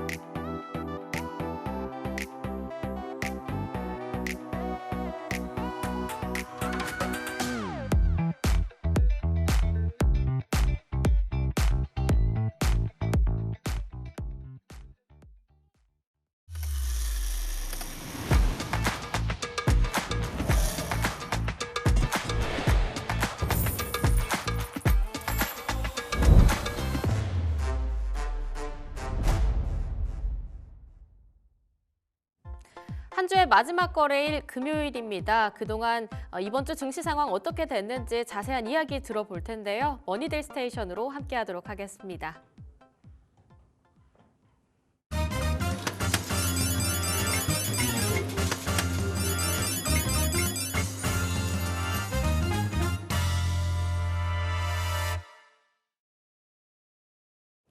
머니데이 스테이션 금요일에 함께하시는 분입니다. 이원근 박사님과 함께하도록 하겠습니다. 박사님 안녕하세요. 안녕하세요. 자, 우선 이번 주 증시 상황부터 한번 살펴볼게요. 글로벌적으로는 어떤 일들이 있었을까요? 일단은 미국 지수는 고점에서 여전히 횡보를 했습니다. 횡보했고 국내 지수는 많이 올랐죠. 뭔가 쫓기듯이 빠른 급등을 했는데요. 하나하나 한번 살펴보겠습니다. 네. 미국 차트 볼까요? 네. 지난주에 예측하기를 삼각 수렴을 돌파하고 나서 살짝 조정을 준 다음에 다시 올라가겠다라고 예측을 했는데 실제로는 어떻게 됐을까요? 미국 증시 말씀하시는 네. 걸까요? 미국 증시는 좀 박스권 횡보를 했었죠, 네, 이번 주. 횡보인데 사실은 이 그림을 보시면 다시 보여주시죠. 여기 이제 실제 어제 밤까지의 차트인데 삼각 수렴을 돌파하고 3일 동안 뭐 급등을 못했어요. 급등을 못하는데 고점에서 계속 놀다가 어제 저녁에 빌미가 있었어요. 어제 저녁에 살짝 조정을 줬는데 그 예측했던 거랑 비슷한 모습을 보이죠, 그죠? 예, 돌파하고 나서 다시 장중에 눌렸다가 다시 올라가긴 했는데 수요일에는 이제 그 양봉이 살짝 올라갔잖아요. 이때 고점을 한번 벗겼어요, 선물은. 이때 뭐가 있었냐면 금리 인하 가능성이 낮아졌다라는 얘기가 나와서 고점을 살짝 돌파했는데 위로 쭉 가지 못하고 다시 주저앉았어요. 그만큼 상승 여력이 아직은 좀 에너지가 부족하다. 아니면 또 뭔가 그 고점을 뚫을 만한 호재가 아직은 부족하다. 그런 차원에서 봐도 되고요. 어제가 내린 이유는 경기 선행 지수가 0.3% 하락했습니다. 원래 예측은 0.1% 하락이었는데 0.3% 하락으로 나와서 조정을 했고, 또 하나는 월마트가 실적이 좋지 않아서 그 빌미로 하락을 했지만 그건 빌미일 뿐이고요. 지나고 나서는 다 모든 것이 이현령, 비현령이라는 거 아시죠? 그리고 이제 한국 한번 볼까요? 한국을 지난주에 이렇게 예측을 했었어요. 이평선을 돌파했으니까 이제 살짝 조정 주고 가지 않을까 그랬는데 실제로는 조정 없이 쫓기듯이 올라갔어요. 아주 수직 상승을 하듯이 갔는데 누가 보면 종목 차트인 줄 알 것 그렇죠. 같아요. 네. 자, 지수가 가끔 이런 경우가 있어요. 내려올 때도 이런 경우가 있고 올라갈 때도 이런 경우가 있는데 뭔가 이유가 있다는 얘기죠. 급하게 올라가는 얘기는, 간다는 얘기는 급하게 내려올 리도 동시에 가지고 있다는 걸 이제 내포하고 있는데, 이 이유는 이제 차차 말씀을 드리고, 지금 차트 왼쪽에 있는 것이 코스피 200 현물이에요. 현물은 이평선을 돌파하고 안착을 했죠, 그죠? 가운데 이 화살표 보시면.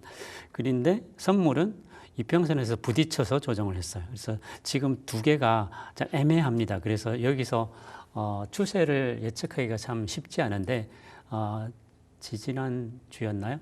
제가 시장의 중심은 파생에 있다고 그랬죠. 단기적인 수익을 취하는 것은 파생에 있기 때문에 이 선물에서 정확하게 이평선 저항을 막고 조정하는 모습을 여기서 해석을 할 수 있고요. 그래서 매매 동향도 보면 여전히 똑같아요. 연기금은 여전히 매수를 계속하고 있습니다. 노란 화살표 밑을 보시면 전부 연기금인데 단 하루도 매도하지 않고 계속 주식을 매수하고 있습니다. 연기금은 이제 그 파생 쪽은 거의 안 하니까 파생 쪽은 안 보셔도 되고요. 그래서 외국인은 현물을 사기보다 현물은 대부분 팔았어요. 가끔 중간에 한번 사긴 하는데 대부분 팔았고, 여기서 이제 주목해야 될 부분이 금융투자 쪽이죠. 파란색 화살표.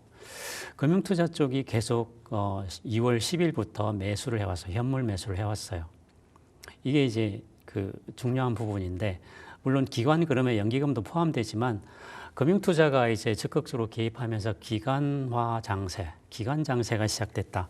그렇게 이제 해석을 할 수 있는데, 그래서 그렇게 보면 상승이 지금 마무리된 게 아니고 원래 기관화 장세는 그래요. 기관이 먼저 매수하고 현물을 매수하고 후에 외국인이 매수하고 연이어서 꼭지에서 개인이 매수하는 이런 사이클이 계속되는데, 지금 기관만 계속 매수를 하고 있는 상황이기 때문에 기관화 장세의 초기 증세인데, 그거 말고 또 다른 이유도 있으니까 뒤에 설명을 드리고요. 자, 그렇게 이제 그 보시면 그 한국 지수는 너무 급하게 올라갔기 때문에 이평선하고 이격이 너무 커졌어요. 그래서 불안하죠. 그런 부분에 있어도 이제 살짝 눌렸다 가는 게 정상적이고 지극히 정상적인 거예요. 근데 오늘도 장 초반에 눌렸다가 또 반등을 했죠. 그만큼 이제 급하게 올라가야 될 이유가 몇 가지가 있어요. 그래서 그 몇 가지가 어떤 건지 말씀을 드릴 텐데, 일단 가장 가깝게는 3월 4일에 우리나라에 대체거래소가 생깁니다. 대체거래소는 뉴스에 가끔 나올 텐데 저게 뭔가 상당히 궁금하실 거예요. 그리고 이제 3월 19일 또는 20일 그때 이제 FOMC 금리 발표가 또 한 번 있고요. 그리고 그 전후에서 국내 그리고 미국 시장에 그 3월 쿼드리플 만기죠. 월물, 분기물 선물이 만기가 돌아옵니다. 그래서 선물, 옵션, 주식 선물 옵션 네 가지가 만기가 돌아오는 쿼드리플 만기가 오기 때문에 그거 플러스 또 하나 뭐냐면 3월 말에 공매도가 다시 재개됩니다. 아직 최종 확정은 아니지만 거의 뭐 그렇게 가는 걸로 마무리된 것 같아요. 그래서 이 네 가지 국내외 이벤트가 올라가야 되는, 지금 급히 올라가야 되는 그런 이유다. 그렇게 말씀을 드릴 텐데, 예를 들어서 공매도가 시작된다 그러면 공매도는 위에서 쳐야 되잖아요. 가격이 높을 때 공매도를 치는 거지 밑에서 공매도를 치면 손해를 보는 거죠. 그래서 지수를 올려야, 주가를 올려야 공매도를 나중에 시작할 때 뭔가 내려칠 수 있는 빌미가 생기는 거고요. 그래서 일단 올라가야 되고, 또 하나 대체 거래소도 마찬가지예요. 대체 거래소는 이제 좀 더 자세히 설명드리겠지만, 기존에 이제 모든 종목을 다 거래하는 거래소 이외에 지금은 단계적으로 이제 800 종목까지 확대를 할 텐데, 대체 거래소에는 우리가 거래하지 않는 정규 시장 이외의 시간에 거래를 하는 거예요. 그러다 보니까 상대적으로 매매량이 적어요. 매매량이 적기 때문에 여기서 이제 메이저들이 또는 이제 큰 손들이 장난을 좀 칠 겁니다. 올렸다 내렸다 변동성을 많이 줄 텐데, 변동성을 많이 주려면 일단 주가가 올라가야 되죠. 바닥에 있으면 안 되잖아요. 그래서 올라가야 되기 때문에 이런 여러 가지 이유 때문에 일단은 급히 올라가야 되는 이유가 있다. 그래서 뭐 국내 메이저건 외국 메이저건 그런 빌미를 가지고 지금 급히 올라가는 것 같습니다. 그렇게 저는 추측을 하고 있습니다. 네, 여기까지 가볍게 정리를 해보겠습니다. 미국 증시에서는 사실 팔란티어도 급락이 이번에 나왔었고요. 좀 경기 선행지수가 예상대로 그리 썩 좋게 나오지는 못하면서 미국 증시가 좀 조정을 받아갔습니다. 특히 월마트 가이던스에 대한 실망 매물도 꽤 많이 나온 것 같고요. 그런 와중에 오늘 의리 증시는 사실 어제 많이 빠졌기 때문에 그만큼의 낙폭은 아닌 것 같고요. 무엇보다 어제 오늘은 좀 쉬어가지만 그동안의 오름세는 정말 남달랐다. 또 유럽 증시와 함께 끌어올려지는 그런 모습들이 두드러지기도 했습니다. 근데 이렇게 가파른 상승세 과연 기분은 좋은데 계속 마냥 좋기만은 어렵습니다. 또 나중에 뚝 떨어지는 게 아닌가 그런 걱정들도 분명 있으실 텐데요. 말씀 주신 게 이제 대체거래소 쪽 그리고 3월 말쯤으로 예정되어 있는 공매도에 대한 이벤트 이런 것들이 지수를 좀 가파르게 견인을 하고 있다. 이렇게 짚어주신 것 같습니다. 자, 그러면 앞으로 저희가 봤을 때 이렇게 지수가 약간의 의도성을 가지고 움직이고 있는 거다. 이렇게 해석을 해야 된다는 걸까요? 그렇죠. 예, 원래 지수는 의도성을 항상 가지고 있어요. 그 의도가 뭐냐면 매니저가 수익을 얻는 의도죠. 그래서 개인들이 눈치채기 전에 그 작전을 이미 실행하고 있죠. 그래서 의도는 분명히 있는 거고요. 그건 이제 다양한 추측을 통해서 우리가 알 수 있는 건데 일단은 뭐 지수는 올랐다가 내렸다 하는 게 정상입니다. 그렇게 해야 또 우리가 대응을 할 수 있는 것이고요. 그리고 회사가 항상 오를 수 없는 거잖아요. 예, 힘들 때도 있고 좋을 때도 있는 거니까 그걸 감안하시면 충격이 덜하실 것 같고 일단 대체거래소에 대해서 제가 설명을 좀 드릴게요. 말 그대로 기존에 있는 우리는 거래소 하나밖에 없죠. 그 대체하는 거래소입니다. 특히 중요한 게 뭐냐면 직장인들 같은 경우는 지금 거래되는 정규 시장이 다 직장에 근무하는 시간대잖아요.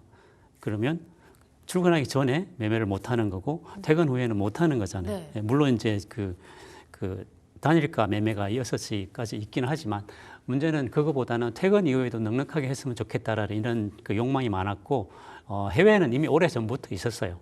오래 전부터 있었는데 이제야 이제 우리가 시도를 하는 건데 이렇게 늦게 시도하는 건 여러 가지 이제 논란이 있기 때문에 그런 부분이 있고 일단 아침에는 8시부터 8시 50분까지 그 정규장이 시작되기 전까지 매매가 가능합니다. 그리고 시장이 이제 3시 30분에 끝나죠. 그때부터 오후 8시까지, 저녁이죠. 저녁 8시까지 매매가 가능해요. 물론 이제 3월 4일부터 시작해서 주 단위로 단계별로 이제 종목을 늘리는데 2주 동안은 10개 종목만 하기 때문에 거의 아마 매매하실 게 없을 거예요. 그래서 전략상으로는 그냥 지켜보시고 네. 어떻게 움직이는지 지켜보시고 나중에 대응하시 좋은데 일단 대체거래소는 좀 기존의 정규 시장하고 차이점이 있어요.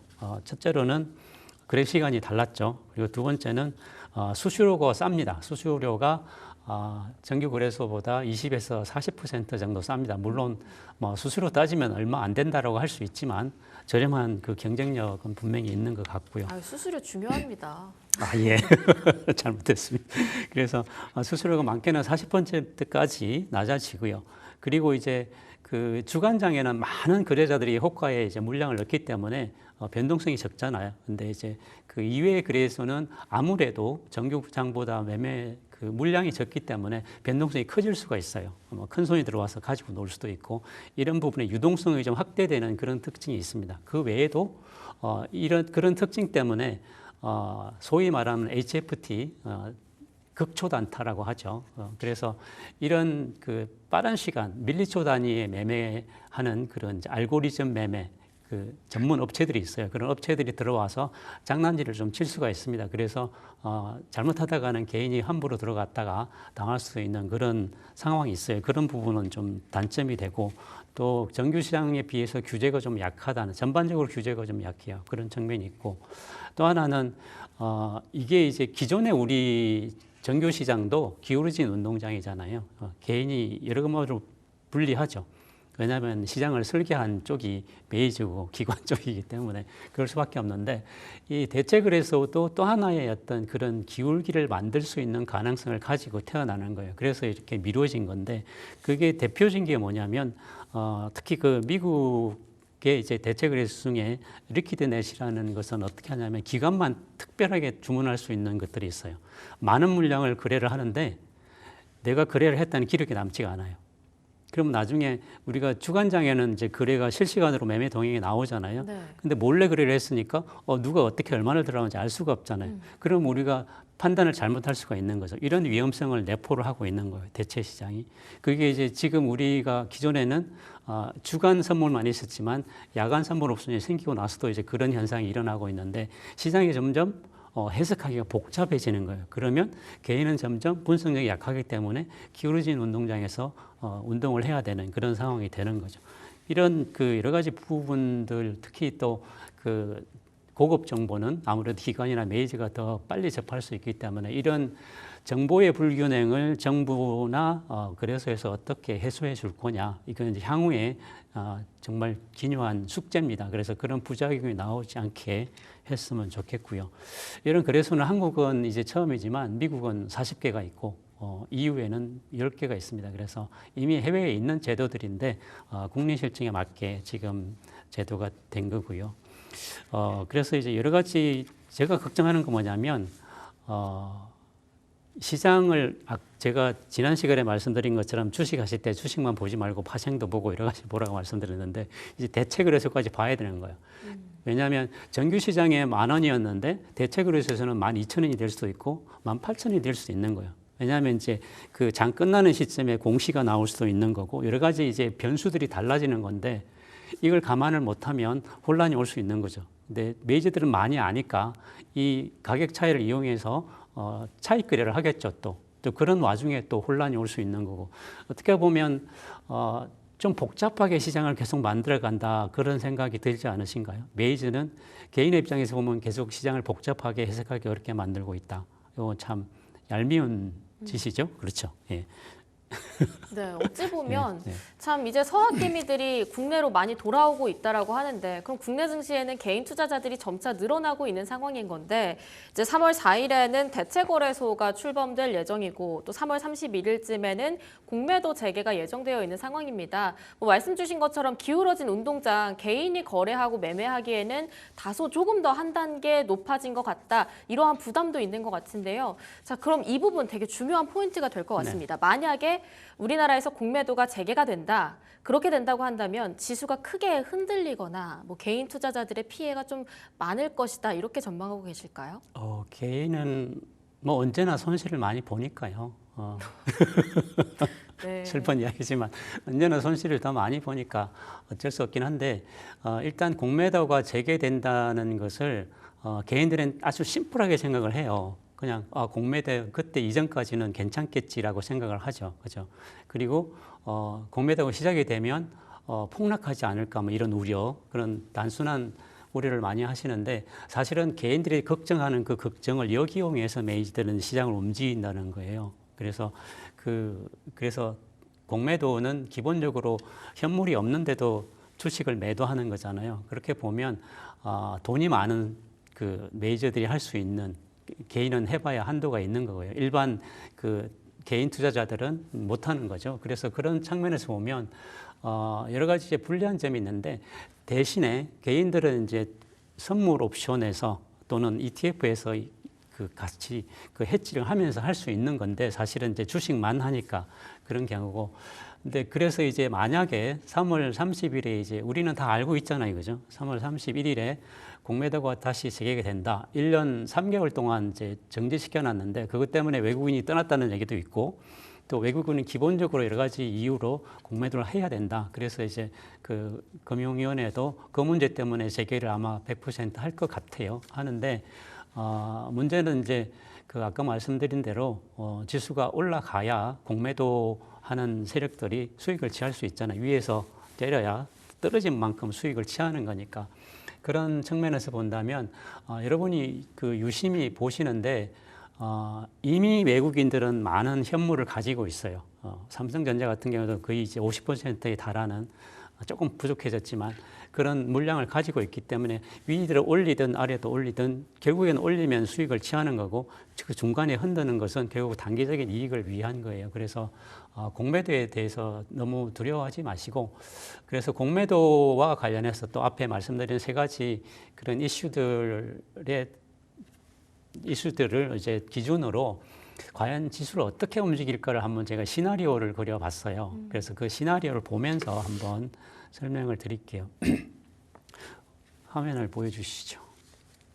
자, 이게 이제 제가 나름대로 그려본 전략 시나리오인데 메이저의 머릿속에 들어가서 그려본 건데 지난 17일에 제가 이걸 그려봤어요. 그래서 그 언더커버라고 돼 있는데 제가 블로그에서 언더커버로 활동하고 있어서 이렇게 쓴 건데 일단 2월 지금 지난주에 우리 지수가 급하게 올라갔잖아요. 네. 그죠? 올라가고 언제까지 올라가냐면 아까 그 3월 19일, 20일에 이제 FOMC 그 금리 발표가 있고 또 그때 전후로 해서 한국 쿼드리플 만기, 미국 쿼드리플 만기가 이제 앞주, 뒷주로 있어요. 네. 그래서 그 시점에서 아마 꼭지를 좀 잡고 변곡이 나오지 않을까 예상을 해보는 거고요.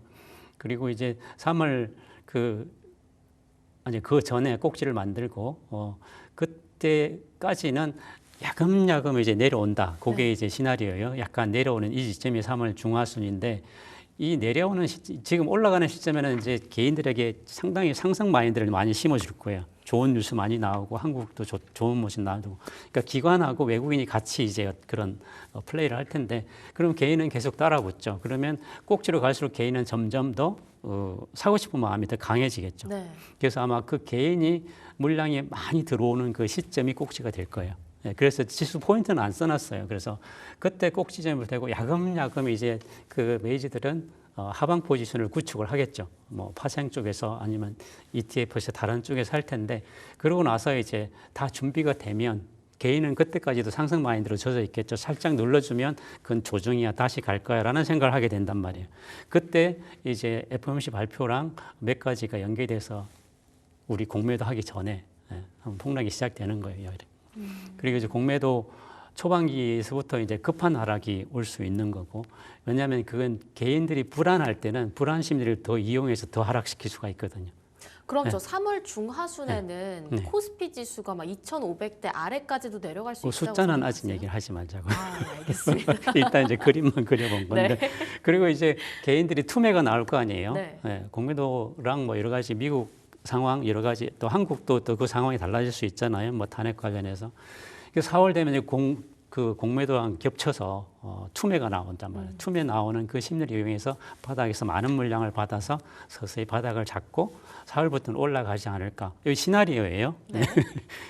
그래서 이렇게 아마 전략을 펴고 있기 때문에 지난주에 그렇게 급하게 올라간 것 아닌가. 그렇게 다시 조정을 하고 다시 또 올라가지 않을까. 그렇게 예상을 해봅니다. 4월 이후로는 오를 거라고 보고 계시는 것 같은데 일단, 4월 네. 이후에는 왜 오르나요?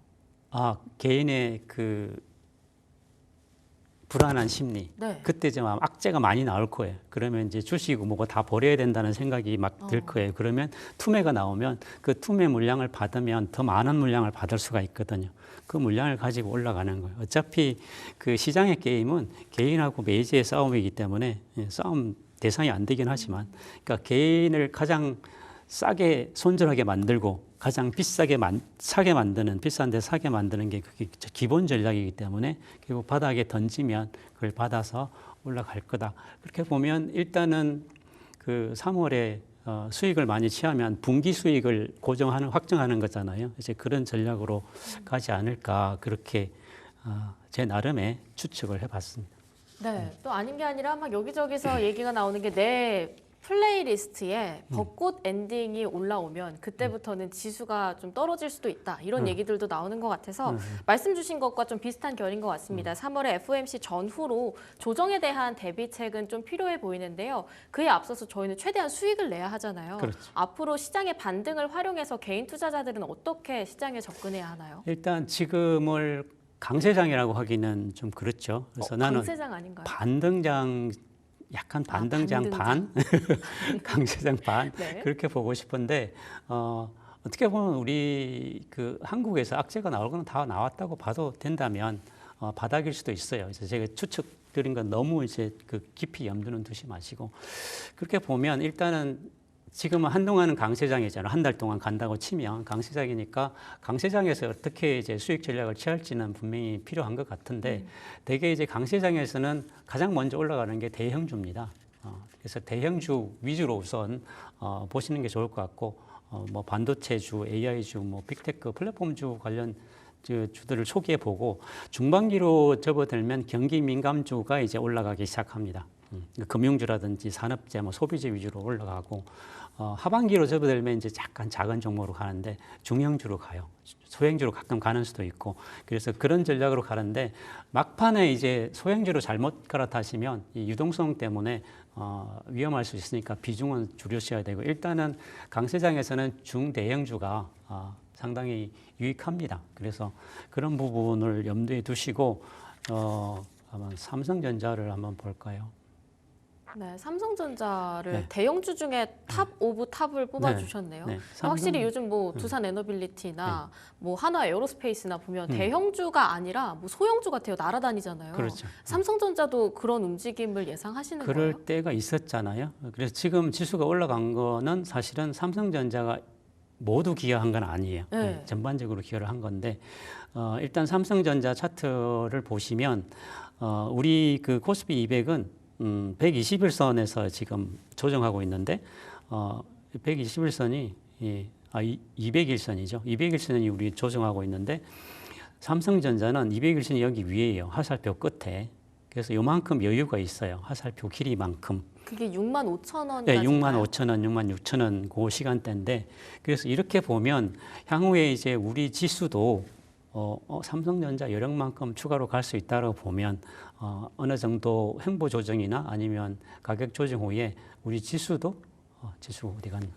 우리 지수도 이렇게 추가로 갈 수 있지 않을까 이제 예측을 해볼 수 있는 거죠. 왜냐하면 삼성전자가 우리 지수에 차지하는 비중이 워낙 크기 때문에 그렇고 지금 미국도 보면 지금 살짝 아주 눌림목이 아주 좋아요. 장중에 누르긴 했지만 이 삼각 수렴의 선을 돌파했다가 다 지지를 했잖아요. 그리고 다시 꼬리 달고 올라가는 아주 전형적인 기술적 모형인데 미국은 상당히 기술적으로 많이 맞아요. 우리는 좀 장난질이 많이 치니까 다른데 그래서 미국은 이렇게 가는데 워낙 상승 피로감이 있기 때문에 쭉 올라갈 수도 있겠지만 이 네모를 해놓은 거는 박스권으로 횡보하고 있고 한국은 이렇게 올라가고 그렇게 이제 그 높낮이를 맞추는 그런 디커플링을 맞추는 그런 행태로 나타나지 않을까 싶고 또 하나는 우리 환율이 이제 쌍봉을 찍었죠. 그래서 지금 조정하고 있는데 이게 진짜 조정이면 좋겠어요. 지금 1,435원대, 6원대 되고 있는데 이제 일봉으로 보면 이렇게 내려오는데 아직 뭐 거의 초반이에요. 이게 쑥 빠지면 정말 좋겠습니다. 그러면 또 지수 상승에 또 동력이 되고 외국인도 또 돌아올 수 있는 거고요. 그렇게 보면 전반적으로 한국 지수도 앞으로 좀 더 오를 여지는 충분히 있지 않을까 그렇게 생각합니다. 그래서 뭐 종목을 굳이 고르지 않아도 삼성전자 같으면 조정 받을 때 조금씩 사두는 것도 괜찮아 보입니다. 다른 종목 보지 말고 지금 삼성전자 보자. 65,000원까지 간다. 강세장에는 저는 그렇게 봅니다.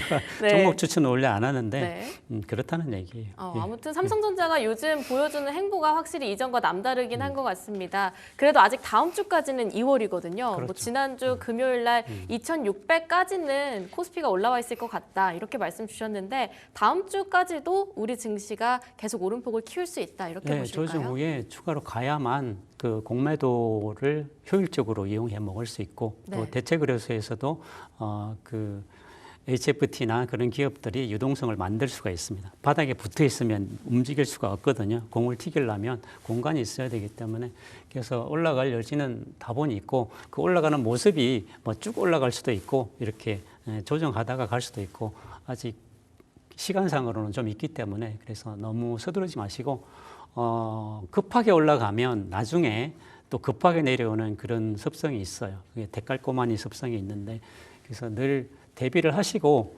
투자는 항상 안전하게 그렇게 하십시오.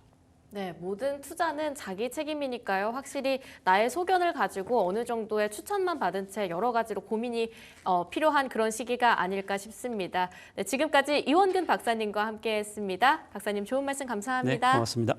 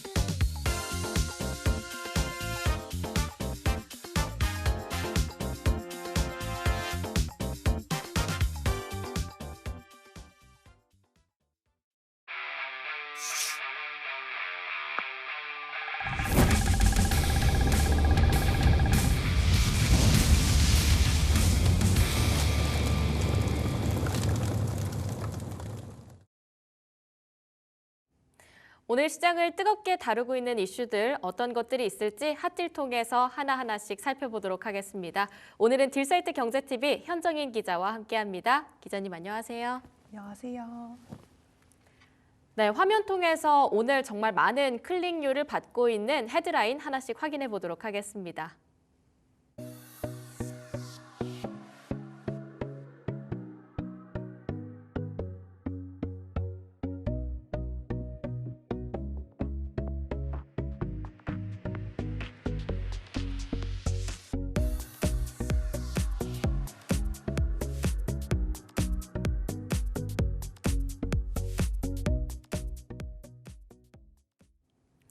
첫 번째 헤드라인부터 시작해 보도록 하겠습니다. 가상자산 거래소 업비트와 또 하나은행의 협력 시그널이 재조명받고 있다라고 하는데요. 이 소식부터 전해주시죠. 네, 최근 금융위원회가 법인의 가상자산 거래를 단계적으로 허용하기로 결정하면서 업비트가 지원하는 하나은행 인증서가 재조명되고 있습니다. 업비트가 법인 투자자의 시장 진출에 앞서서 선제적으로 시중은행과의 접점을 늘린 행보로 평가받고 있기 때문인데요. 사실 이렇다 보니 업계에선 업비트가 K뱅크와 맺고 있는 실명 확인 입출금 계정 제휴를 하나은행으로 변경하거나 아니면 확대하지 않겠느냐라는 관측이 제기되고 있습니다. 업비트의 입장도 좀 중요할 것 같습니다. 이번에 하나은행과의 협력이 업비트에게 특히 유리한 이유가 있을까요? 네, 우선 하나은행은 외환은행을 전신으로 해서 기업 금융 부분에서 강한 경쟁력을 갖고 있습니다. 또 원화 예수금 규모가 305조 원 규모인데요. 업비트의 기존 실명 계좌 제휴은행이 K뱅크와 비교하면 21조 원이라서 압도적으로 많습니다. K뱅크가 지난해 기준 6천여 개의 법인 계좌를 확보했다고 발표했지만 하나은행과 비교하면 아직까지는 기업 금융 경쟁력이 크게 부족하다라는 게 업계의 시각입니다. 그리고 일각에선 실명계좌 제휴 확대를 위한 포석이다라는 분석도 나오고 있습니다. 업비트가 실명계좌 제휴은행을 변경하는 게 아니라 하나은행까지 지원하는 방안을 염두하고 있다는 것인데요. 현재 가상자산 거래소 업계에선 이른바 거래소 하나의 은행 하나, 즉 1거래소 1은행이 관행처럼 자리 잡고 있습니다. 하지만 최근 금융위원회가 전향적인 태도를 업계와 소통하고 있는 만큼 1거래소 다은행 체계도 가능할 것으로 업계는 내다보고 있습니다. 네, 다음 헤드라인 짚어보도록 하겠습니다. 요즘은 떠나갔던 서학개미가 다시 돌아오는 추세다라고는 하지만 여전히 서학개미들 참 많습니다.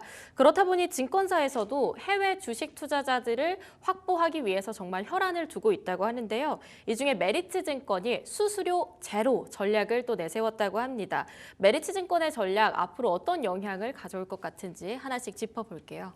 네, 메리츠증권이 수수료 무료 정책을 내세웠습니다.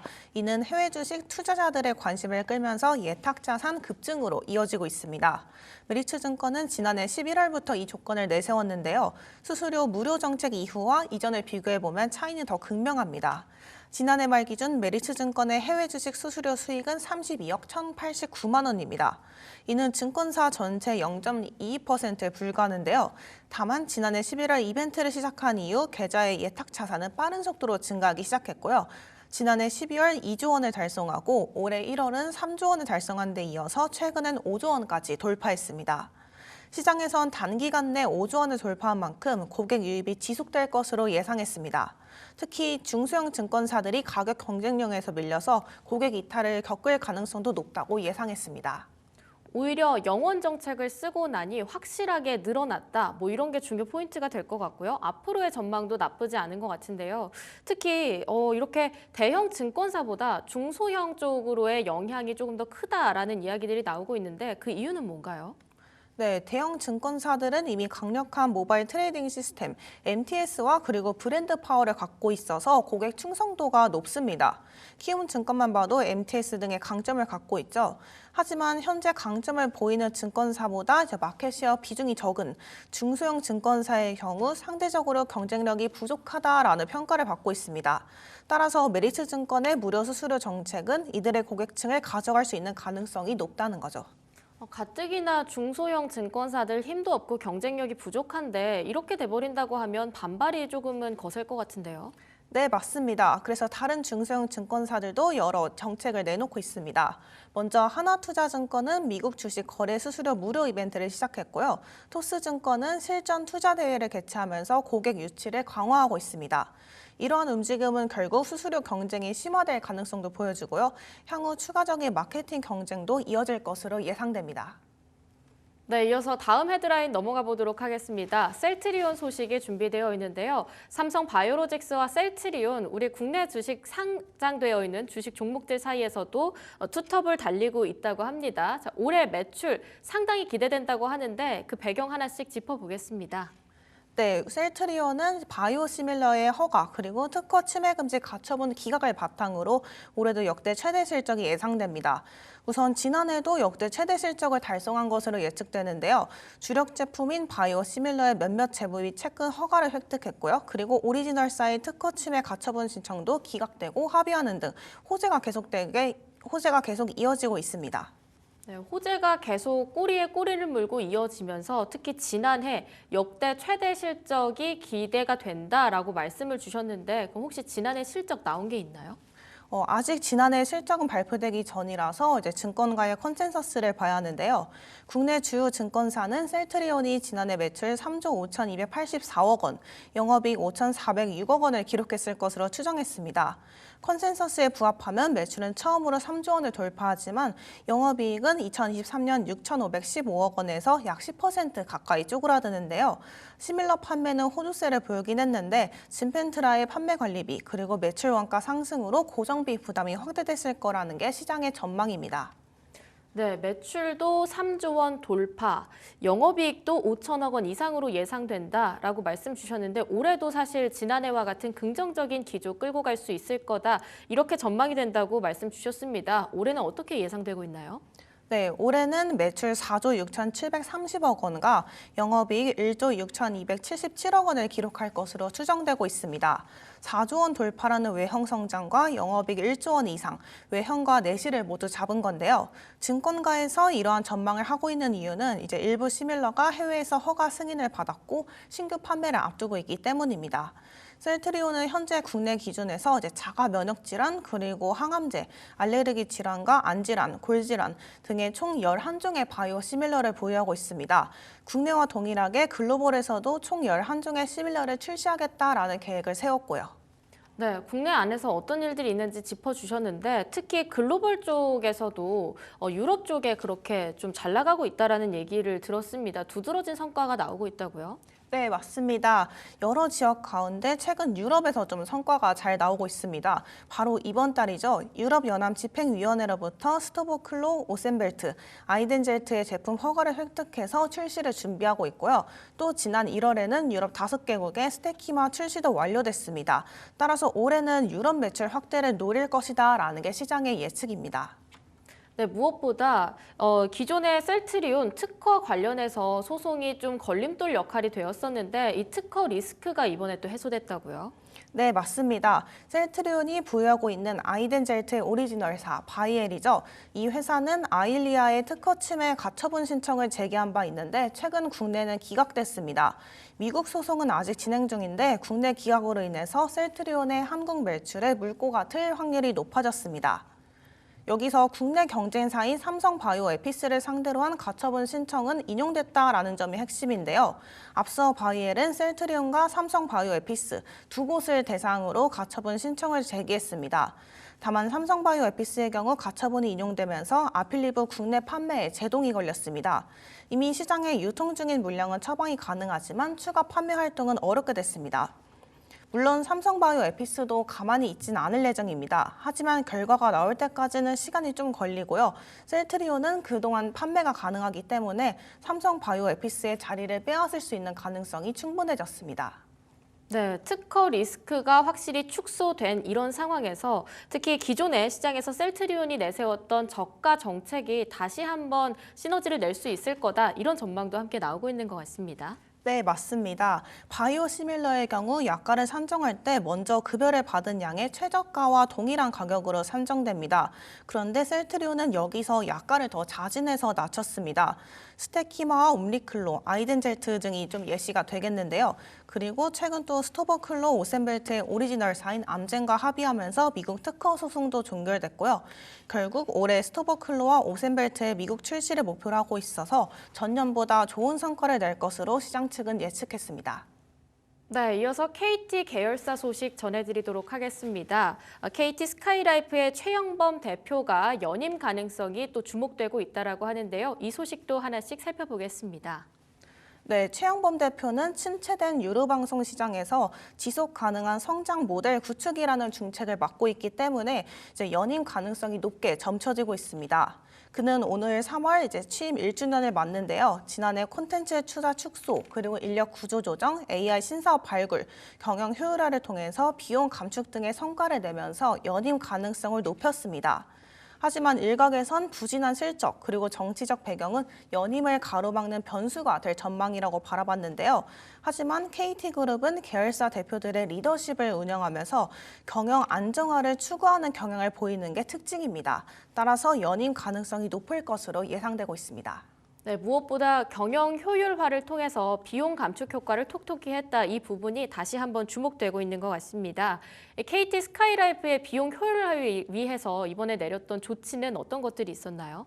네, 우선 콘텐츠 투자 비용을 약 1,100억 원에서 770억 원 수준으로 축소하고 드라마 제작 비중도 줄이고 흥행 가능성이 높은 작품에 투자했습니다. 바로 예시를 들자면 신병 시즌3가 될 것 같은데요.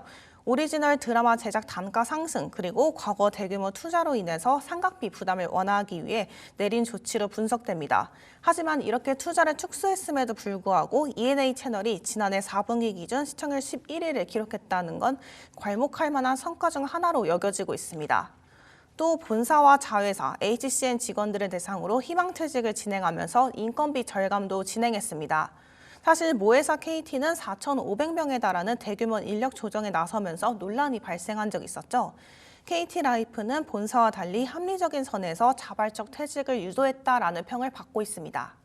네, 투자도 축소하고 인건비도 절감했다. 어찌 보면 비용 축소에 있어서 굉장히 적극적인 행보를 보인 것 같은데요. 새롭게 준비하고 있는 사업도 있나요?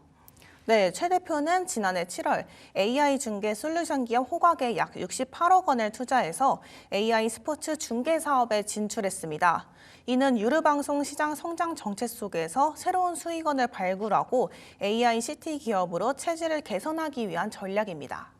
네, 확실히 어떤 부분이 연임 가능성을 주목시키게 하는지 잘 짚어주신 것 같습니다. 다만 우려사항도 있다고요. 어떤 것들이 발목을 잡고 있을까요? 네, 부진한 실적과 정치적 논란이 남아 있습니다. 최대 과제인 실적 개선에는 실패했는데요.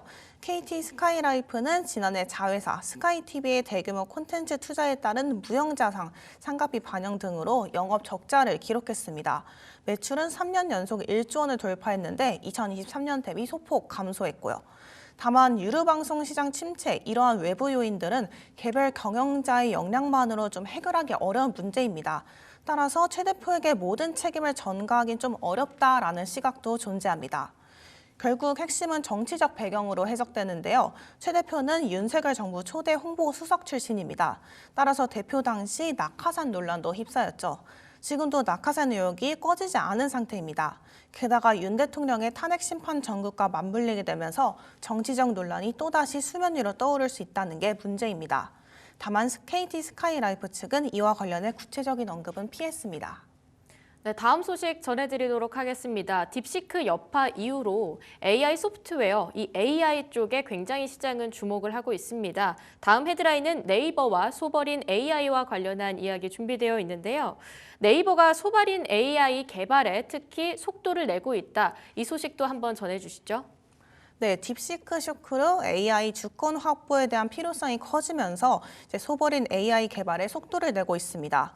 여기에 자체 인프라와 데이터를 활용해서 독립적인 인공지능 역량을 구축 중인 소버린 AI, 여기에 대한 정부의 지원 논의가 빨라지고 있다는 것도 한몫했습니다. 특히 네이버는 자체 인프라와 데이터를 활용해서 독립적인 AI 역량을 구축하는 것을 목표로 하고 있는데요. 따라서 현재 국내 여러 기업들이 소버린 AI 개발에 나서고 있지만 한국형 거대 언어 모델 사업의 경우 네이버가 가장 적합하다라는 평가를 받고 있습니다. 네, 이런 상황 속에서 네이버의 창업주인 이혜진 글로벌 투자 책임자가 7년 만에 경영 복귀를 결정하기도 했습니다. 특히 이 배경, 소버린 AI의 개발과 상당히 연관이 있다라고도 하는데 관련성이 있나요? 네, 이혜진 GIO는 지난 5월 AI 서울 정상회의에서 AI 시대에는 각 지역의 문화와 가치를 존중하는 책임감 있는 다양한 AI 모델들의 등장이 필요하다라고 강조한 바 있습니다. 따라서 내달 개최 예정인 정기주주총회에서 이 GIO의 사내이사 복귀 안건이 상정될 예정인데요. 7년 만에 복귀해서 경영 전반을 총괄하는 이사회 의장을 맡을 예정입니다. 따라서 시장에선 그의 복귀가 AI 개발의 속도를 높일 것으로 예상했습니다. 사업적으로 과감하게 결정도 내렸고, 그리고 네이버가 그간 소비린 AI 필요성을 강조하면서 연구 개발에 막대한 투자를 진행해 왔기 때문입니다. 네, 그럼 앞으로 네이버 이 소버린 AI 사업에서 어떤 행보를 보이는가가 상당히 중요한 체크 포인트가 될 것 같습니다. 좀 앞으로 네이버의 소버린 AI 사업 어떤 방식으로 전개될 거다 이렇게 나와 있는 골자가 있을까요? 네, 있습니다. 검색과 쇼핑 등 자사 서비스를 적용하는 B2C, 그리고 네이버 클라우드 기반 AI 솔루션을 제공하는 B2B, 총 2가지 방향으로 진행됩니다. 이를 통해서 사용자를 확대하고 서비스 수익 강화를 동시에 추진할 계획입니다. 언어 모델이 데이터를 학습할 때 배합 비율을 한국어 중심으로 바꾼 것도 핵심인데요. 네이버는 소버린 AI를 구현하기 위해서 2021년 세계에서 세 번째로 거대 언어 모델이 하이퍼 클로바를 공개했고요. 2023년에는 해당 모델의 업그레이드 버전을 선보이는 등 개발에 공을 들여왔습니다. 5년간 AI에만 12.6%에 해당하는 자금도 쏟아부었고요. 네, 많은 투자를 쏟아부은 만큼 그만큼의 성과가 나기를 기대해보면서 앞으로의 추세도 좀 눈여겨보도록 하겠습니다. 핫딜 통해서 저희가 준비해드린 소식은 여기까지입니다. 지금까지 딜사이트 경제TV 현정인 기자와 함께했습니다. 기자님 좋은 말씀 감사합니다.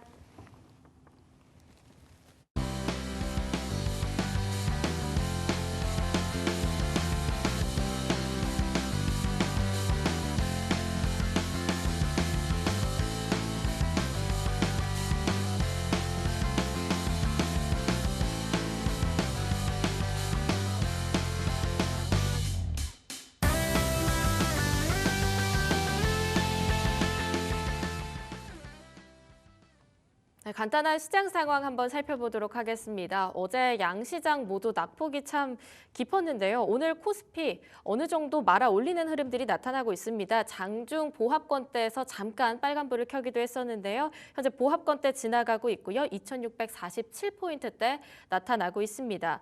코스닥은 오늘 빨간불 켜고 있습니다. 아무래도 철강 쪽, 리튬, 2차전지 섹터가 강하다 보니까 이 부분이 어느 정도의 지수를 조금 키워 올려주고 있는 것 같습니다. 외국인은 오늘 코스피 여전히 팔자세 보여주고 있고요. 코스닥에서는 소폭이나마 어느 정도 사주는 모습들도 함께 포착되고 있습니다. 자, 시장 상황이 어떻게 흘러갈지는 모르겠지만 오늘 동성 화인텍도 S&T 에너지 같이 어제 낙폭 깊었었던 종목들 조금은 회복하는 흐름들이 나타나고 있는데요. 한 주의 마지막 거래일입니다. 잘 정리하시고 다음 주 이 시간에 저는 또 찾아뵙도록 하겠습니다. 함께해 주신 여러분 고맙습니다.